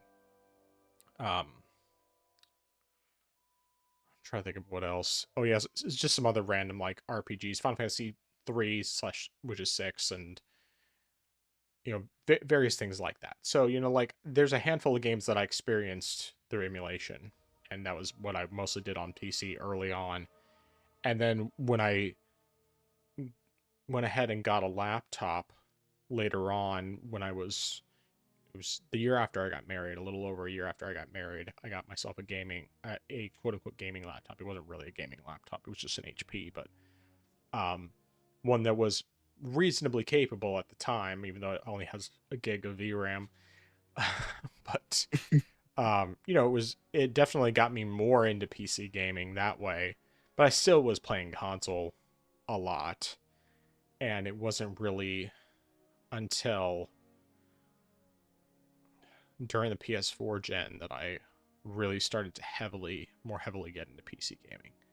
That's basically where I started buying my third-party games for the most part, if I wasn't buying them on the Wii U or the Switch after the Switch came out. And even with the Switch, the major reason that I even bought the games on the Switch was because it was portable. And that was just an easier way to play the games for me. A lot easier to pick up and put down as I needed. But all that being said, I think that there's a lot of different ways to approach the PC gaming thing. I think just really the biggest mistake you can make when going into PC gaming, unless you're just completely sick of consoles and you just hate how locked down it is and everything else, is to spend $2,000+ on your first PC and just expect everything's going to run flawlessly with no problems, because there's still that learning curve. There's still some things you're going to have to just figure out. And once you understand how everything works, even if you have to spend a tiny bit of time fiddling, you can be in and out of menus in 30 seconds because you know what you're doing. It's just when you don't know what you're doing that initially you're going to have more difficulty. But I got to tell you the truth, even there are still times where like I don't want to mess with settings as much. I don't want to try and figure out the way to dial things in, so I'll just look up best settings online. I'll just look it up, and then I will modify them. Sometimes I'll find a YouTube video that explains, okay, this setting's more demanding than this setting, because it sometimes varies from game to game too. And some games it's just like, I don't feel like messing with this. I'm just gonna look it up. What's the the things I can do to improve the performance, find the best balance for me from there, and then I typically don't mess with it after that. And then when I get more powerful hardware, it's a better experience. And I mean, the one thing that's good though, and we've talked about this plenty of times before, is that when you get to the point that if you start buying third-party games on Steam, and I would even say, like, unless you have a really strong machine, I wouldn't even necessarily grab brand new third-party games on Steam at launch. I would say if you just want to have a simple experience, you already have the console, and you want to play it on the console first, you can go ahead and just play it there, and then wait for a discount, because if you wait long enough, that price could go way down on PC, and you could spend $3 on a game that otherwise would have cost you $50. And you just have that huge advantage. I mean, I still think it's more worth it to buy it on Steam personally, but that's also because I understand that even if the game doesn't necessarily run as well as I want it to right now, in the future when I upgrade my hardware, it's going to run better. Whereas if you buy it on console, it's going to run one way and one way only, unless they do a performance patch for the next console, which it's basically a coin toss at best. It's actually more like rolling a 20-sided die, and if you get a 20, then you'll get that upgrade, and if you get anything less than a 20, which I know that's not how it works in Dungeons and Dragons, all that, but if you get anything less than a 20, it's basically like, nope, we're not doing anything with this. Or actually, it's probably like 15 to 20 or 15 to 19 would be, we'll do upgrades, but we're going to charge you for it. 20 will be, they'll just do it for free. And that's basically what it is. And then anything lower than 15, it's like, nope, you're out of luck. Sorry. If you really want this, you have to buy a complete brand new game. You don't even get an upgrade. So anyway, obviously we talked about that for quite a while. All right, so I have a couple more questions on my list, and they're both smaller, simpler questions. The first one, what is, and this is not a gaming related question, what is the most calming sound and the most annoying sound to you? The most calming sound and the most annoying sound. Oh wow. Okay. So I mean, I'm really trying to pinpoint it down to the calming sound, because I feel like there are certain sounds that are kind of not okay. Actually, no. Wait a minute. Okay, actually, no. I think I actually hear probably one of the more calming sounds right now. So it is actually raining outside right now, and depending on the day, um, having a slight drizzle outside, just hearing the pitter patter of the rain, hitting the roof or something like that. That's something that can be very soothing, can help me get me into a nice calm mood, especially if it's been a cool day out and I come home, have some nice soup or something, and just it's sort of like that getting ready to sit by the fire, you've got your smoking jacket on and stuff like that, you've got the dog next to you, so sort of like that. So I think that hearing the rain can be a nice thing, and sometimes it's even good if there's if I'm reading a book or something like that. It's definitely helps with the atmosphere in that aspect. So I think that's something that can be good. I'm not saying that I always enjoy the rain, but I think that in certain times that I think, yeah, it's a pretty nice soothing sound. As far as annoying, I feel like that list almost goes around the block, but I guess if I had to say a top 3, I would just say city congestion, just because everyone's honking their horns and stuff, and I'm just trying to walk to the office and I just hear probably every 5 blocks just a honking, and I'm just like, no one can move right now. Stop. Your honking's not gonna make any difference there. And then I guess maybe whenever I hear people playing music loudly, that's probably one of the other sounds that just infuriates me. Um, yeah, I'm not exactly why I'm sure what a third one would be, but those are two then. Yeah, those are probably the two more annoying sounds that I hear. All right. Well, the most calming sound, I would say probably rain most of the time, unless I have to go somewhere. Um, so it's like rain or storms, assuming that the storms aren't so severe and there's like severe thunderstorm, or, I mean, and there's like potential tornadoes, then usually that's a pretty calming sound. Um, though I would also say one that's definitely up there is I have a air purifier in my room that we run at night, which is just basically white noise, and that is calming because of the fact that it's like I sleep way better with the white noise than without it. So there's that. I mean, of course, the sound of fire crackling is definitely up there as well, but it's mostly just like, I guess, peace and quiet with maybe, white noise of like rain or whatever on a day when I don't have to go anywhere and I can just relax, whether I'm, reading something or, um, just drinking some coffee or, you know, any number of other things like that. It's just that kind of thing. Now, annoying sounds, um, it's hard to pinpoint it down to any one specific thing, but I think probably the most annoying things, some of the noises my kids make.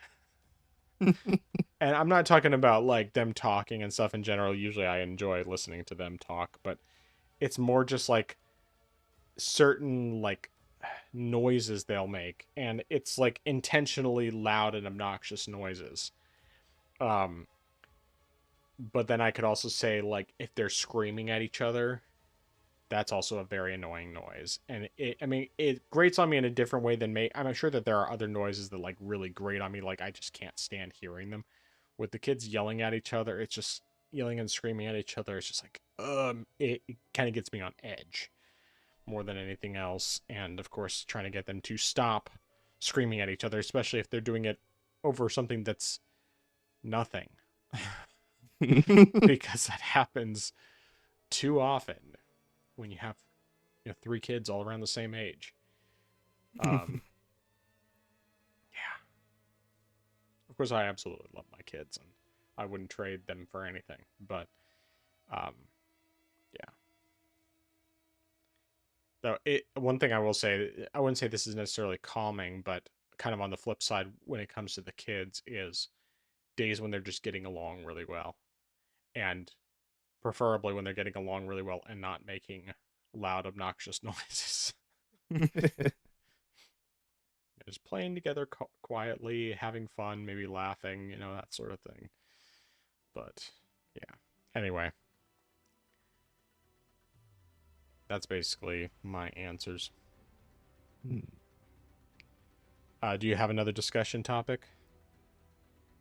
Yes, I've got one more, and this is something that I kind of had in my back pocket in case we ever needed this. And I think it's possibly even more relevant now than it was when I first came up with this idea. So lately we've progressively have received more and more collaborations in gaming, in one form or another. I guess I guess now that there's sort of a twofold question here. One, do you think there is an overabundance of collaborations in gaming? And two, and in this one, I guess this one would still be independent of that one. Would be, what collaboration in gaming would you like to see?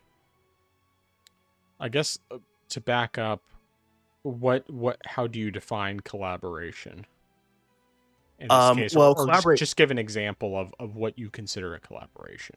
Okay. So I guess collaboration, for example, would be what's a good one? So I guess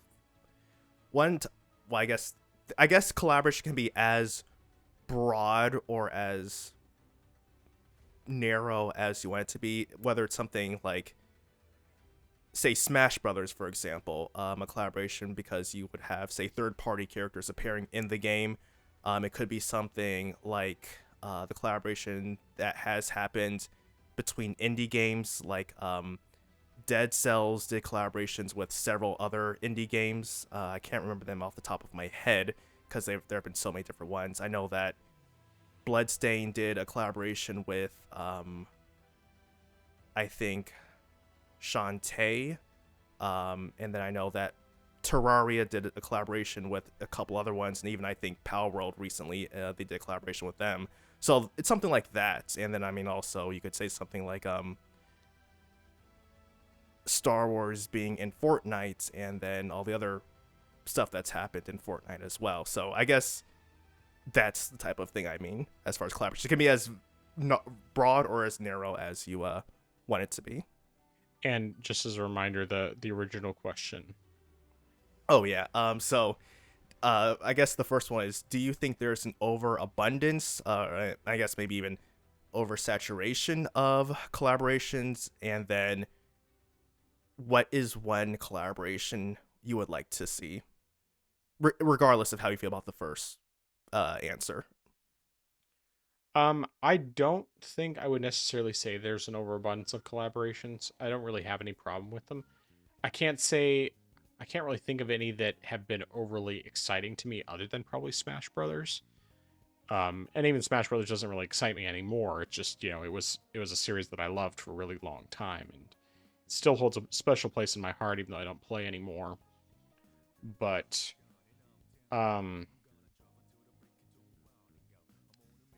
I guess something I could see, something I actually would probably like to see for another collaboration would be like doing a proper, well, I don't know if I'd be as much interested in that anymore. I was going to say like doing a proper PlayStation Smash Brothers clone, because PlayStation All Stars was just, it was awful. Like, it could have been good if it had just been a Smash Brothers clone, because the combat mechanics were just really bad in that game, and I understand they were trying to do something different from Smash Brothers, but they should have just copied Smash Brothers, because it would have been so much better, because what they did wasn't good. It was cool having all those different PlayStation characters, and the stages on their own were actually really cool. Like, I really liked the stages, even the ones that I wasn't super familiar with the franchises. The problem, that the thing that made the stages suck, was that they would have them like combine two completely weird franchises that don't connect at all. So instead of just keeping it, so like, for example, you would have an Uncharted stage, which is like a really cool stage. Like, I loved the stage. I thought it was fantastic, extremely well designed. But then they would have it combine with, I can't even remember which franchise it was. It might have been BioShock Infinite. Like, they had the Songbird thing, which is like a big giant bird robot thing, show up. Maybe I'm mixing them up. But it was stuff like that where it was just like two very different franchises trying to combine together, and it just was horrible. They should have just kept the stages themed on the one particular franchise, and it would have been significantly better, because otherwise it was really cool. It's just the combat stuff was trash. It sucked. And it was a shame, because I was actually really excited about it, and there was things that I really liked about the game. I just thought that the core mechanics were terrible. And the stages, because they combined stuff together, had that weird combination thing they did. It just ruined the stages. It would have been, I mean, it would have been fine if like it had been, it starts off in one stage and then it transitions over to a different stage from a different franchise. That would have been fine. But the problem is that it wasn't that way. It was just like, oh, this random thing is inserted. Like, they had like a Twisted Metal character show up in the middle of, I don't even remember what stage. I really don't remember exactly how all the different things were, but like the characters that they had between having characters from PlayStation franchises and some third-party franchises were really cool. It's just the mechanics work bad. So I would love to see a proper Smash Brothers clone from PlayStation. But since I know that's something that's probably never going to happen, um, I think it would be kind of cool to have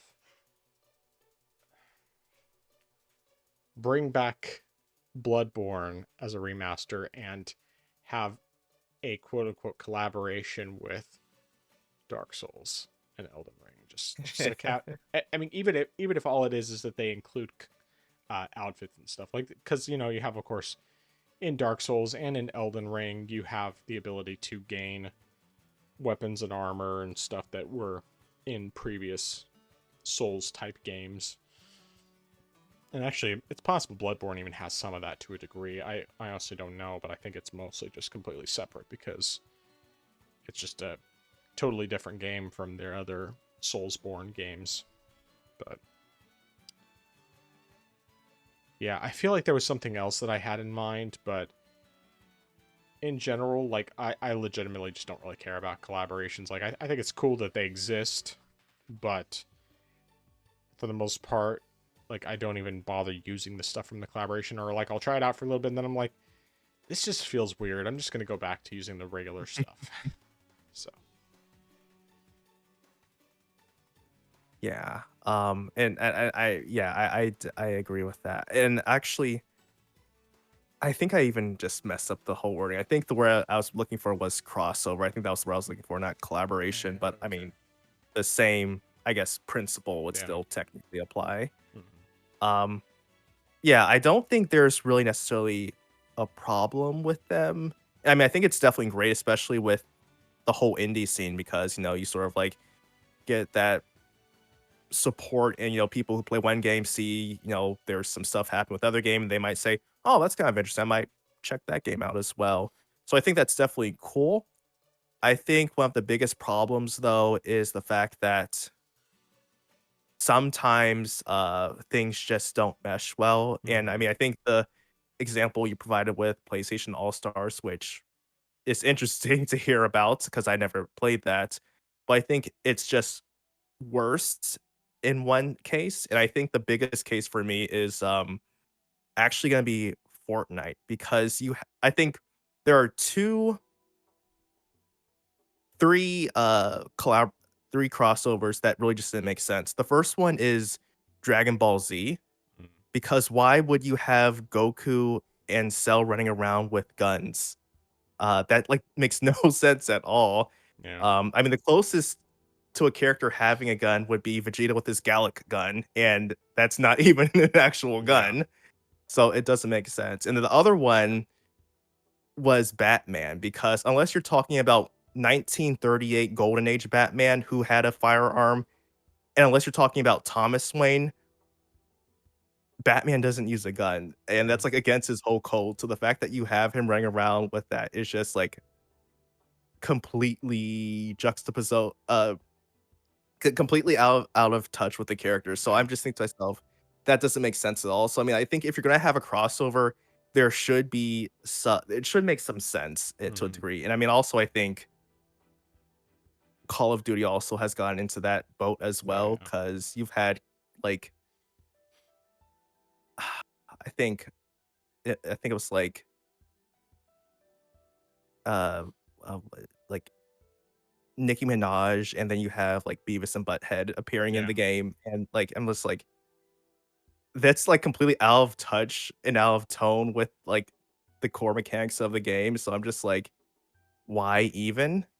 I mean, like, yes, like, collaborations can definitely work. I think that Smash Brothers is still, at the end of the day, probably the best example of a crossover, because even Mhm. though you have different characters from different franchises, and you wouldn't think that makes sense, having characters, like, from Fire Emblem in a fantasy strategy game, and then Mhm. you have sci-fi Metroid, and then you have Donkey Kong platformer all together, and then Yeah. you toss in Final Fantasy and Minecraft. Like, on paper, it shouldn't work, but it does work. Yeah. So, like, there is something that works there, but you just have to do it in a right and way that actually respects all the franchises. And so I think that's something that the larger AAA studios don't get, but I feel like the smaller companies do get to agree, especially specifically with regards like the indie scenes. Like, they have their themes kind of fit well together.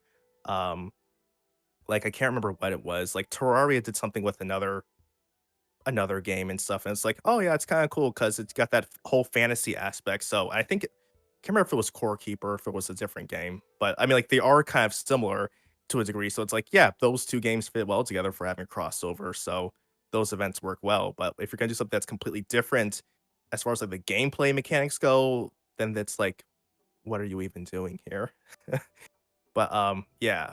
But as far as though as crossover goes, that's the one question that I'm not entirely certain that I know what I would want, because I feel like for some games, I just don't see how they would fit in another game, or like the characters would fit in another scenario. Um, or if they even were in the game, then it's possibly I already have that type of thing, and primarily it would just be like Smash Brothers because the Yeah. characters have been added in there. So in that aspect, I really don't have an answer for that. So yeah, that's everything that I have. Your one thing I just thought of would be a proper Shin Megami Tensei Cross Fire Emblem game, since we never really got it. I mean, we got Ooh, yeah. Tokyo Mirage Sessions, which is what the project ended up becoming, but it would be better to have something that's like a proper cross between those two games. Like in whatever form that would take, like I could think of a few different ways they could do that. It would be cool to have that. Um, but yeah, I mean, like Tokyo Mirage Sessions wasn't, the combat was great in that game, Yeah.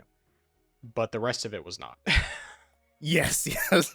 I mean, it's like that's the problem with that game, is it's like the combat was very good, but it's just the rest of it was trash, especially because it wasn't really Shin Megami Tensei, it wasn't really Fire Emblem, and it had some Persona like elements, but not really. It was just it had it was just a really weird game. I mean, I was glad that at least they brought that over to the Switch so that I could actually finish it, because I never properly finished it on the Wii U because of the fact that it didn't have off TV play. You couldn't play it on the gamepad, Mhm. and that was the one Oh, thing that kept me from ever actually finishing it. And so I was like, okay, I want this to come to Switch so that I can actually play it on the go. And then it did eventually come, and then I, played it and finished it. But I still think the story in it was terrible. It wasn't mhm. good at all, and there's just so many things I really disliked about that game. Um, but the combat was very good, and I think some of the music was pretty good too, particularly the battle themes. Even though I don't remember it offhand, if I listen to it now, I'd be like, oh yeah, I remember that now. But anyway, Oh, one thing I actually did think about, and this is something that would never ever happen, and it might not even be a good idea at the end of the day, but I would be intrigued to listen to this to have this be pitched in a board meeting somewhere, would be a crossover between Metroid Prime, Doom, and Halo. Because I've seen people like talk about that. So like combining all three franchises into one game has some sort of like crossover. I'd be intrigued by that idea. I'm not saying it would be a good idea, but I would be intrigued by it. that did just remind me though something I was going to mention. You may or may not have seen it. I think it was in one of Gara's videos. It was either Gara or Klutzy. I'm pretty sure it was Gara. Used a mod in Returnal to be Samus. It was pretty cool. It's like, oh, I think I would like to try that. I mean, I don't know how long I would keep it on before I'd just be like, I'm just gonna switch back to normal. But it's like that's like the perfect environment for Samus. Yes. So yeah, cool, cool, cool, cool, cool, cool, cool, cool, cool, cool, cool, cool. All right, so my last question that I have is, what is your favorite movie that was released before you were born?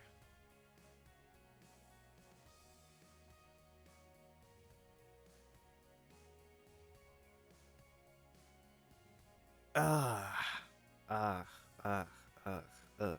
Okay, that's a bit tricky. Because I mean, I feel like there are objectively some very good movies, but the problem is I feel like one of them is going to have to be tied to a season, Hmm. and then the man, I was born too late. It made it too hard to decide. Um,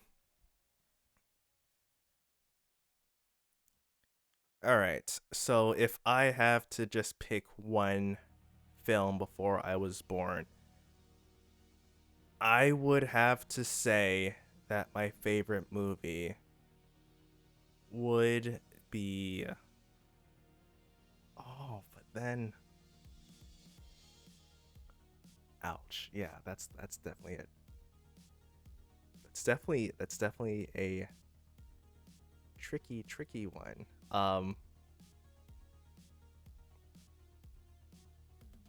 Okay, so I am going to have to. Oh man, I have to sacrifice so much here.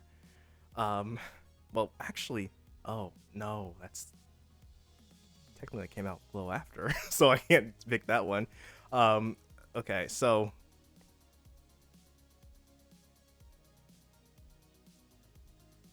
what have you done to me? I will say that my favorite movie before I was born is probably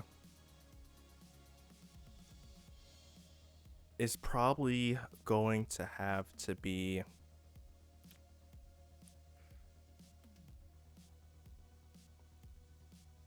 If you don't have an answer, I can answer first. yeah, if you could answer first, that would probably be good so I can finalize things because I've got so many candidates. Right. All right. Well, I think mine would have to be Escape from Alcatraz. That is a very good one. I enjoy that one thoroughly, and I watch it periodically. Um, yeah, it's great. Really good suspense type of movie, and based more or less on true events. So, I mean, there's some adaptation, particularly with names of characters, but otherwise it's based on what actually happened. So, and Mythbusters proved that the things that they supposedly did to escape were in fact doable, would have actually worked. So, very, very cool. And I just remember my parents put that on. So when I was in sixth grade, I think is around the time when it started happening. My dad and my older sister got into scuba diving, and so we would occasionally go down to Monterey or other places like that for them to do scuba diving.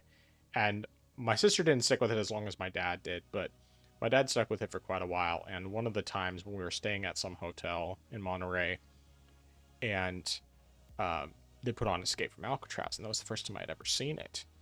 And I can't remember if I watched it from the very beginning or if we just got partway into the movie, but it was like I liked it so much that I wanted to watch it again. And um, eventually, I ended up getting it as an adult and have watched it numerous times since. Hmm. Very interesting, very interesting, and also very interesting about the fact that MythBusters proved that it was actually possible to do in real life. So I've knocked it down, and I think just because of having to do a mental coin flip, I'm going to have to say it's going to be Empire Strikes Back. I Oh, that's a good think that choice. it definitely was a solid film and definitely a solid sequel to uh, A New Hope. I think that there are definitely some good elements that came from that movie that I really just enjoyed. And I think that just because of the way the story was told allowed it to beat off several candidates that I had as being my pick. But at the end of the day, I was like, I gotta make a decision. So I said I'm a do a coin flip, and it ended up on that one. So yeah, that is my choice. Empire Strikes Back. Nice. Very cool. All right, did you have any other questions, or you think we're ready to close out? I think I'm ready. All right, so let's get into our recommendations and dissuasions, and you can start us off. All right, so I've got several recommendations this week. First one is going to be if you're playing a game across several different platforms, and as in particular your desktop and your Steam Deck, and you are playing or going to be playing a game that you were playing originally on your desktop, make sure your Steam Deck connects to the Wi-Fi before you start your game. Otherwise, so that way you can make sure your cloud saves have been downloaded. Otherwise, you'll just start the game, and it won't be until later on you realize, oh wait, I didn't actually, I haven't actually started from where I left off before. So make sure you definitely do that. Otherwise, you will have some hard times. Next thing is going to be take some rest days from working out, and it's something that I've started to do more of. And I mean, apart from when I had days where I just didn't do anything, but I feel like I definitely need to take days off to allow my body to rest before I continue, just doing workouts that way. Otherwise, I don't stress myself, and I'll just feel a whole lot better the day after, or a couple days after, because I had that resting period. So definitely, in addition to of course going out and make sure you work out, make sure you take time off to rest in between those sessions as well. I think that's probably almost as important as well as just working out in general. And then my last recommendation is going to be the Ultimate Peanuts Collection. This is something that released recently, probably a couple weeks ago, and I just got my pre-order in. It has all 40 Peanut specials on Blu-ray. So like from the first one all the way to the latest special, it's all included. So you have, of course, your traditional holiday specials, but then you have all the other stuff as well that's in there.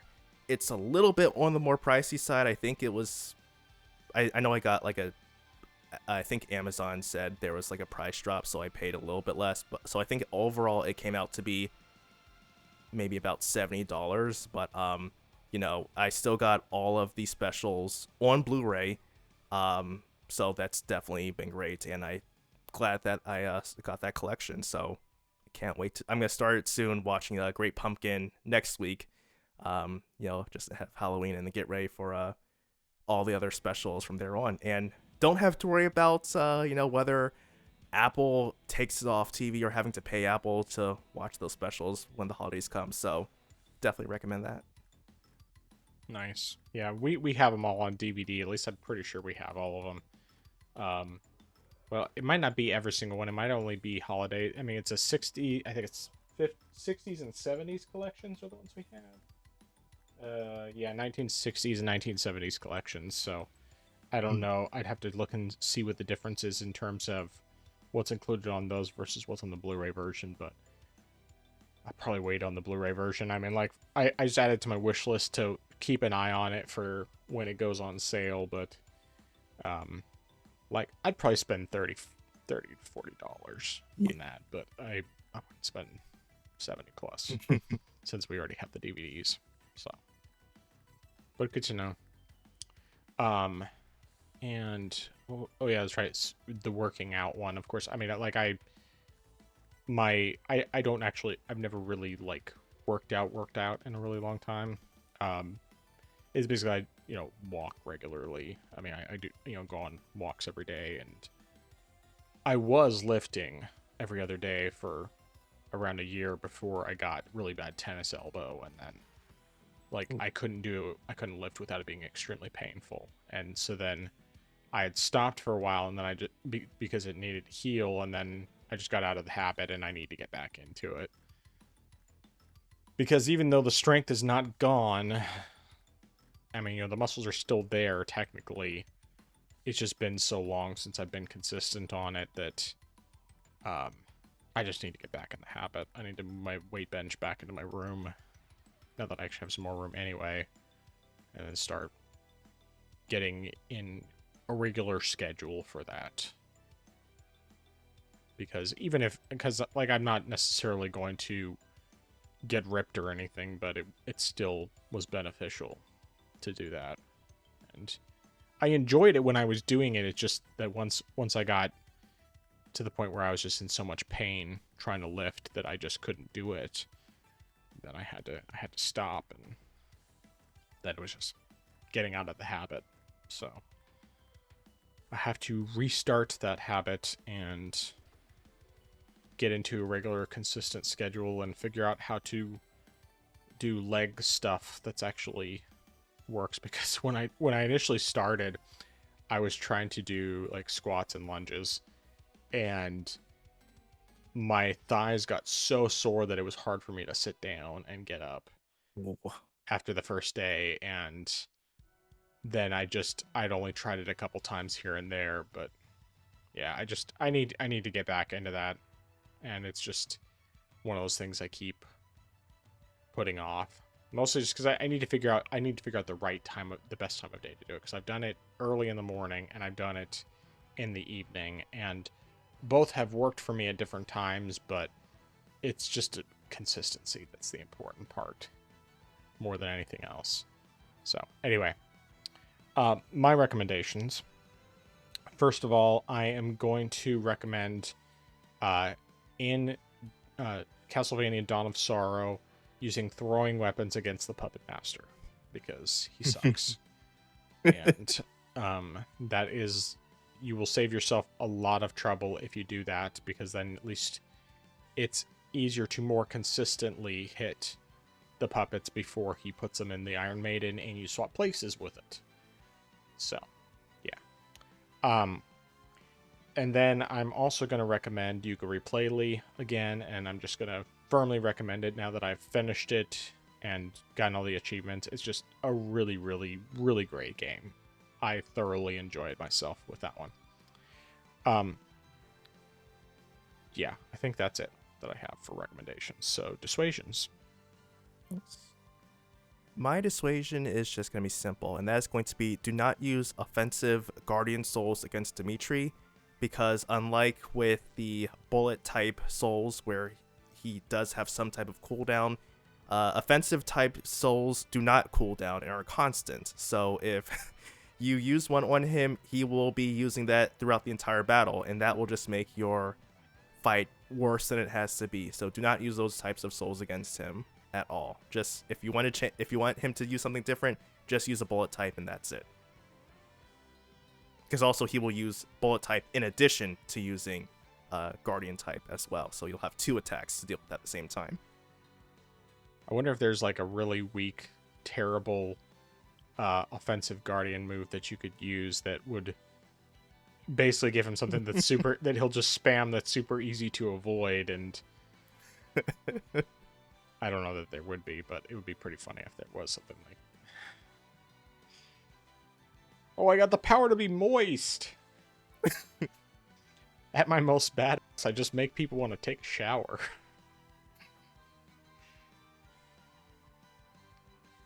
Anyway. Okay, my dissuasion is going to be, unless you're in a spot where you just really, really don't care about having decent performance, don't play Doom the Dark Ages on the Steam Deck. It's not really worth it, in my opinion. I mean, ultimately, it reminds me a lot of playing Doom 2016 on the Switch, which was doable. I mean, I played through the game, I finished it, 100% completed, but it was not the best experience. Like, it was great at the time because of the fact that it was the easiest way to play Doom portably, but ultimately, I mean, like, Doom the Dark Ages on the Steam Deck is similar, maybe a little better in some ways and worse in others. I think it might be visually a little worse than 2016 was on the Switch, but not by much. Honestly, I would have to do side-by-side comparisons to kind of look at the two. I might still have some old Doom footage from the Switch. I know I used it for when for the video for my interview with Nick Rekieta. I interviewed him back in the day, so maybe I could pull up that video and then do a side-by-side with the recording I have from Doom the Dark Ages on Steam Deck and see how they compare. But yeah, it was Dark Ages on the Steam Deck. It's not a way that I would choose to play it, simply because of the fact that I can play it as a significantly better visuals and performance, and still do it portably if I did it on my laptop. Or the absolute best experience for me is playing on my desktop. So, but yeah. I guess ultimately, like, at least until whenever they do a Switch 2 version, I have a feeling the Switch 2 version will look and run better, or at the very least we'll be able to do 30 FPS. But I think it probably will end up looking better, especially since it has DLSS. So I'll be curious when that comes around. But yeah, I mean, it is playable. It's just not ideal. I wouldn't recommend it for anyone. So. All right. Where can people find you? They can find me on my channel. I am Xeracon. That's IAMXERACON. So youtube.com/@IamXeracon. I still need to finish editing my Expedition 33 review, but that is going to be the next video that I have coming out. I'm going to plan to have it out Thursday, but by the weekend it should definitely be out by then. And then after that, I will have a little project video that will come out after that. You can also check me out on my other channel, Justin's Bible Blog. That's at Justin's Bible Blog. No new videos yet, but I do have several, I think as of today, 3 different topics that I want to talk about. So those will be coming as I record them. And I'll just have to see in conjunction with everything else when I'll get that taken care of and uploaded. But yeah. All right, good stuff. Well, you can find me on my YouTube gaming channel at TheFrozenGamer87. There hasn't been any new videos yet because I just haven't really had time to get stuff prepared. Most likely the new videos will not take place until sometime after my 24-hour live stream. And that is going to be coming up. That is coming up this Friday. So by the time this podcast releases, at least on the video side, it will be just about time for the stream to start. Most likely by the time anybody is listening to this, the stream will have already started. If it hasn't ended, depending on when they listen. But so I am doing a 24-hour charity stream to raise money for Stack Up's Call to Arms campaign, and that is this Friday, October 24th, beginning at 9 a.m. Central Time, going, of course, until 9 a.m. Central Time on Saturday. And I'm going to be playing a variety of games. I'll be giving away some game codes, and it's going to be more old games with the game codes, older games, but all great games. Every one of the games I'm going to be giving away is a great game. So great Steam Deck games, great games to play on your ROG Ally or Xbox Ally, any of those types of platforms. And a lot of them will play even on older hardware because they're actually properly optimized. So anyway, the point is that I am going to be streaming for 24 hours. I'm raising money for the Stack Up Call to Arms campaign, and all that information will be in the description of the video. I've also posted stuff on my YouTube channel, done a couple posts just explaining what Stack Up is and what the charity is all about. My current goal is to raise $500. I'm hoping I can exceed that goal, but we'll see what happens. It just depends on who shows up and all that stuff. And yeah, either way, should be a good time. Thankfully, with this being the 10th time I've done a 24-hour stream, I I think I've learned enough to where I know how to make it through, and hopefully between having the option of both an exercise bike and a walking pad, I'll be able to get some movement in where needed to help me get through those parts where I'm like more tired. I'll probably have my weights in here too so that I can do some lifting as well just to get the heart rate up. But that and the fact that I've determined that taking a 15-minute nap in the middle of the night is very helpful. Very, very helpful. Makes a big difference. So, anyway, regardless, all of it should be good. There's going to be some new stuff involved with that, and I'm looking forward to it. And I'm sure that once I'm done with it, I'll be glad that I only do this in the spring and in the fall and not more often than that, because very tired at the end of it. So, anyway, so there's that. There is the YouTube channel for the podcast, which is at the YouTube. It's at the Orange Box Podcast. On Rumble, it's not a custom URL, but you can find it there as well. The video version of the episode goes live every Friday at 7 a.m. Central Time, barring any technical issues. And then the audio-only version goes live on all major audio podcast platforms, including Apple Podcasts, YouTube Music, Spotify, Deezer, iHeartRadio, Amazon Music, and other platforms as well that I can't remember off the top of my head. But that goes live at 12 a.m. Central Time every Friday, barring any technical issues. And that's pretty much it for that. I do have a YouTube cooking channel, but I haven't posted anything there in quite a while. It is called Not Authentic But Delicious. That's YouTube at NABD Cooking. And even though there's nothing, hasn't been anything new for a while, there's still between 30 and 40 recipes. I don't remember the exact number. And it's all good stuff. So that is everything. Yeah. So, last chance. Any final thoughts? No, sir. All right, well, I am the Frozen Gamer 87. That is I am Zeracon. We are the Orange Box Podcast. And until next time. Bark, bark, bark, bark, bark, bark, bark. Orange Box Podcast out.